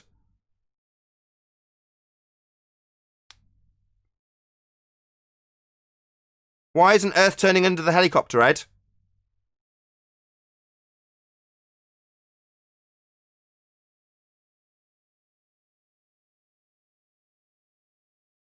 Why isn't the Earth turning under the helicopter as it is claimed to, Ed?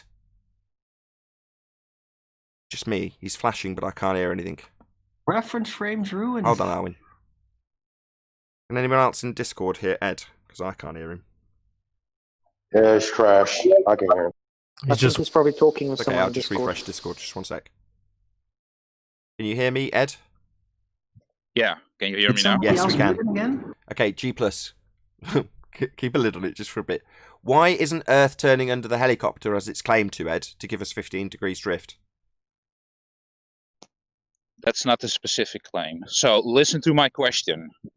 Yeah, if the helicopter is not moving, how can there be deviation in the movement of the helicopter that's not moving? The deviation is observed from the ground. I'm going to have to This guy's tell a special G+ stupid. every single time I try and answer. Whoever is doing that in G+, please stop. Ed, for there to be drift, Earth's supposed to turn underneath the helicopter. And it isn't. That's not what I asked, Nathan. You're focusing on Earth again. I asked about the helicopter. For there to be drift, you've got to be turning underneath it. That's how you achieve it. I explained it with an example with a roundabout. You haven't accepted it, you haven't acknowledged it, you've said that I'm not explaining it. Yeah, I am. For me to observe that helicopter not actually drift, it would be me on a roundabout underneath it spinning around, looking up at it, and going, wow, it looks like it's twirling around. It isn't, it's me turning underneath it. That's Coriolis deflection, Coriolis drift, and not actual deflection observed as you turn underneath stuff. Well, for us to have that on Earth, we're supposed to turn underneath the helicopter head. And I keep asking you over and over, why isn't that happening? And you seem to ask me about how we wouldn't achieve this drift over and over again as a rebuttal. It's not a rebuttal, asking me how we wouldn't achieve the effect you're supposed to have on a globe Earth that spins. We're supposed to have it according to your side. We're supposed to have Earth turning underneath that helicopter head, and I keep asking you why it isn't, and you're not answering me. Why isn't Earth turning under the helicopter head? I told you several times that's a straw man. You have to answer my question, why there can be deviation in the movement of an object that's not moving. You have to answer that.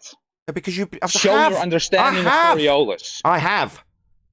You have it appearing to deviate. No, because you haven't. And you're just going to talk through me. You have it appearing to deviate because you turn underneath it. That's Coriolis deflection. I've explained that, 5, 6 times? That's how you achieve something that's not actually moving, seeming to move. So for the helicopter to seem to move from an Earth that spins, you need to be observing it from an Earth that spins underneath the helicopter. And I'm asking you for God knows how many times, why is that not happening? Why aren't we turning underneath the helicopter to observe the same effect I could induce by turning underneath it on a roundabout? We're supposed to be turning underneath the helicopter at 15 degrees an hour, and I'm asking you why we don't observe that. And you're still yet to answer.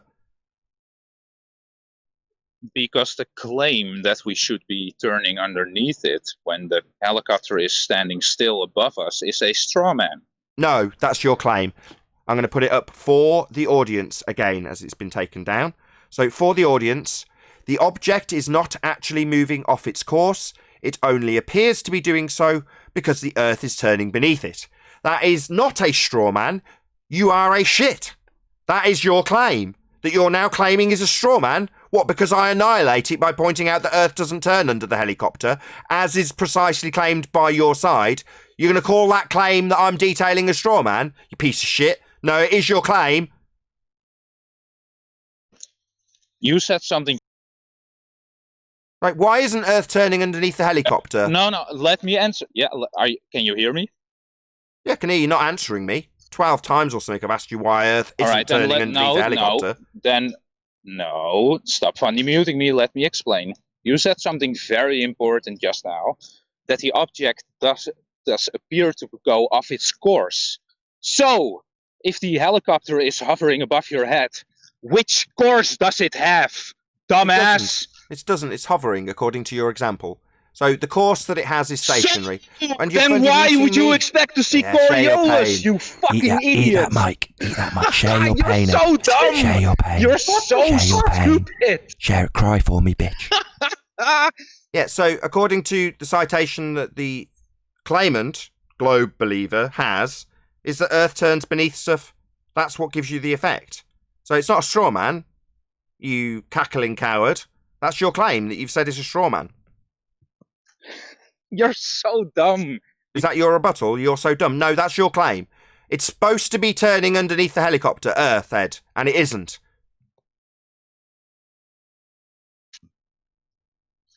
The object only appears to deviate off its course. That would be if you... So you're saying we do turn under the helicopter? So helicopters do appear to drift away at 1,000 miles an hour on the equator? No, they don't, Ed. And I keep continually asserting that and telling you that we're not seeing hovering helicopters drift away and appear to go off course. They can hover, and we can watch them hover. They're not moving off course, and I'm asking why they're not, given that you've now conceded that's what they're supposed to do, Ed? They're supposed to drift away, and they're not. If they're hovering... No, Nathan. If they're hovering above you, what's the course? It's hovering. There's no course. It's stationary in air.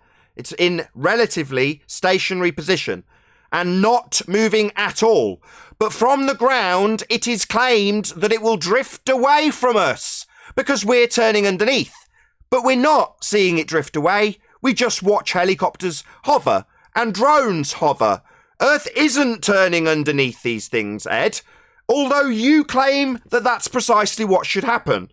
You've just explained that we're supposed to see deviation. Well, yeah, helicopters should drift away and they don't, Ed. I keep asking you why they don't. So you just told us that Coriolis is the apparent deviation of its course, and then you told us the helicopter has no course. And now you're asking me this? You are so fucking dumb. Share your pain. No, it's not moving off its course. That means that the object isn't doing anything out of the ordinary. But what's appearing to happen is deflection because you turn underneath it. So the claim is fairly straightforward, Ed. I've detailed it about 100 times to you on this show. You're supposed to be turning underneath the helicopter. Now, the course, in the case of the helicopter, isn't anywhere. It's hovering. It doesn't have to have a particular travel destination, Ed. It can hover. So it's got no course. It's relatively stationary in its air. But at that point, we're supposed to see it drift away, Ed. How can there be an apparent drift follow a of its reference course range. if there's Neil, no course? I'm not going to ask you again. Go ahead, Ed. How can there be an apparent drift of its course if there's no course, Nathan? Oh, because it's claimed Earth turns underneath. It just doesn't happen. In the same way a gyro doesn't have a course. It's spinning in a fixed position. So, likewise, you don't have to have a course in the form of a helicopter that's hovering. And likewise, a gyro doesn't have a course. It's not going anywhere. In fact, it's just spinning in one position. But it's claimed Earth turns underneath it. That's the defining point of this Coriolis deviation, that we'd observe things seem to drift. So in the case of the pendulum, that's not moving either, really, is it? It's just swinging back and forth. But it's claimed Earth turns underneath it, Ed. It's claimed Earth turns underneath the helicopter, Ed. But that doesn't happen, Ed. And I keep asking you why it doesn't happen, even though it's claimed it does by your side. Why isn't Earth turning underneath the helicopter as it's claimed to, Ed? Did you just say the pendulum doesn't move, but it moves back and forward? Sorry, Ed, it's not got a travel destination. Yeah? It's not moving to a different location, just swinging back and forth. Sorry, this little straw man, little red herring of obfuscation to avoid the question that's been asked about 16 times. Ed, Earth is supposed to turn underneath helicopters and doesn't. Why doesn't Earth turn underneath helicopters, as it's claimed to at 15 degrees an hour, Ed? You just said the pendulum doesn't move. You're not answering when my it question, moves. you coward. Let's try his tact. You're not answering my question, you coward. I asked you a question, you're not answering it, coward. Why isn't Earth turning underneath the helicopter at 15 The answer degrees? is... Coward. So then let me finish and don't funny mute me. The answer is, you told us that Coriolis is the apparent deflection of its course. You then told us the helicopter has no course. No, it's not apparently deviating off it. It would apparently deviate off its course if we were turning underneath it, but we're not. So it's not deviating if it's hovering. So it's not only not moving relatively to its air around it, we're not seeing it drift either, Ed. So it's supposed to look like it's drifting away 1,000 miles an hour on the equator, isn't, and I'm asking you why, given it should on a globe Earth that spins. Still yet to answer. The necessary antecedent for an object to undergo Coriolis is for it to have a course. No. It's a not actual deflection as you turn underneath, Ed. It's on screen for my audience still. Yeah, so you... Yeah, so you're a moron. So you're wrong. So you're thick. Not yeah, so. No, you're a moron, Ed. You don't understand Coriolis. It's on screen for my audience members. You're Are thick. you funny muting me again? No, I'm pointing out you're thick. You're a dumb shit. That's what I'm doing. No, you're the dumb shit. You gave us the definition. Yeah. It's your definition of your effect that's supposed to happen but doesn't. Not my definition of an effect I don't claim. I don't claim Earth's supposed to turn underneath these helicopters, Ed. Earth doesn't turn under helicopters. It's supposed to in your rhetoric. I keep asking you why it isn't happening. Oh, boo-boo. Yeah, so can you read the definition again? The object is not actually moving off its course. Go ahead. What's the definition of Coriolis? You're fundy muting me, Ed. Fundy muting me. I started reading it. The object is not actually moving off its course. It only appears to be doing so because the Earth is turning beneath it. That's what's claimed to happen. That would be Earth turning beneath it, Ed. So I'm asking you, given that your definition is that Earth turns beneath it, why doesn't Earth turn beneath a helicopter, as it's claimed to do in this citation? That's what Earth's supposed to do, and it's not doing it, Ed. Earth's not turning beneath a helicopter, Ed. Why isn't it? Are you done? The definition you read was that the object only appears to move off its course. That's right. So if the object doesn't have a course, what can it be deviating off of, please? Oh, it can still appear to deviate off its course, though. So if it's stationary in the air, Ed, it's you observing it moving when it's not moving. That'd be you turning underneath it and seeing it drift away, when in reality it's not moving off its course. So this helicopter's not moving off its course being, I'm going to go up to 30 feet and stay there. That's its course. So it reaches its destination of 30 feet in the air. It's taken its course. It's got there. Then it's stationary. But yet from the ground, it's claimed to drift away from you as you turn underneath it, Ed. And I keep pointing that out. That's Coriolis deflection. It's defined. It's on screen. We're supposed to turn underneath helicopters to prove Earth spins, Ed. 15 degrees. That's how much we're supposed to turn underneath per hour, according to the claim that Earth spins. And that doesn't happen. And I'm asking you constantly, over and over again, and you keep referring me back to your definition that's very specific in describing Earth turning beneath stuff. Why isn't Earth turning beneath a helicopter, Ed? It's also very specific that it says the object appears to be moving off its course. And you admitted the helicopter doesn't have a course. No, I didn't. I said it moved up in the air to 30 feet. Its course was 30 feet in the air. Its travel destination was 30 feet. You're a liar and you don't listen. I did give it a course. I gave it a course to 30 feet up in the air. So it had a destination. It took its flight, travelled the course of the flight, but yet from the ground, we're supposed to see it drift away at 1,000 miles an hour on the equator, and that doesn't happen, Ed. Helicopters don't appear to drift away. That would be you turning underneath them, seeing them seem to drift away. Not because they're actually flying away from you. That's the apparent bit.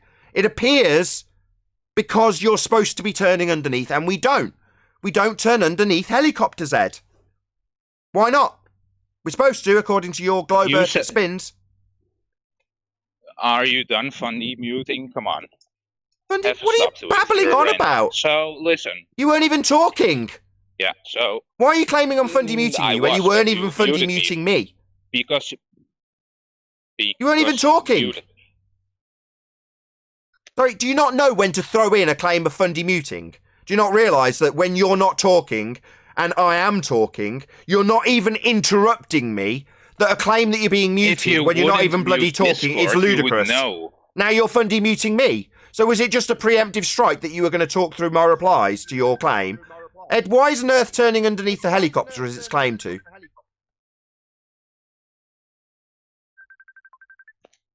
So you changed your argument, now the helicopter is suddenly moving? That's not what you said before. No, it's your claim, your example, your hovering helicopter, and according to the claim that globe Earth spins, it's supposed to turn underneath the helicopter at a rate of 15 degrees an hour, and I keep asking you why that isn't happening. You're just never answering. Saying I'm changing my claim. I don't claim Coriolis. This isn't my claim, Ed, it's yours. Your claim that Earth turns under the helicopter, and I'm asking why your claim Earth turns under the helicopter isn't happening. You just yet to answer. I'll tell you why it isn't happening. Because Earth isn't spinning. If Earth was spinning, we'd turn under the helicopter. It's even claimed to be the case. But when you put it to a fundy, why isn't Earth turning underneath the helicopter? They'll give you a load of bollocks, obfuscation, doublespeak, and ask me about my claim. This isn't my claim, you're all morons. With that, I'm going to say a huge, massive, enormous thank you to both Discord and G Plus panels for making today's after show possible. And of course, a massive thank you to all of you in the Nathan Oakley or Nathan Oakley 1980 premiering streams for hopefully smashing the super chat, liking, commenting, sharing, subscribing, and all that good stuff. Be sure to check out nathanoakley.com and the Flat Earth Debate Forum to keep up to date with the community debate. I've been Nathan Oakley, and I'll see you all in the next video.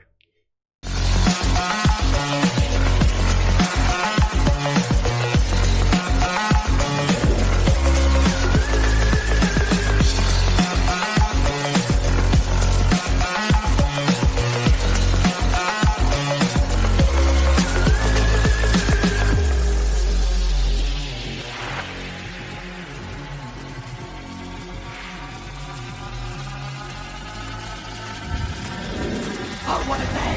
What a lovely day!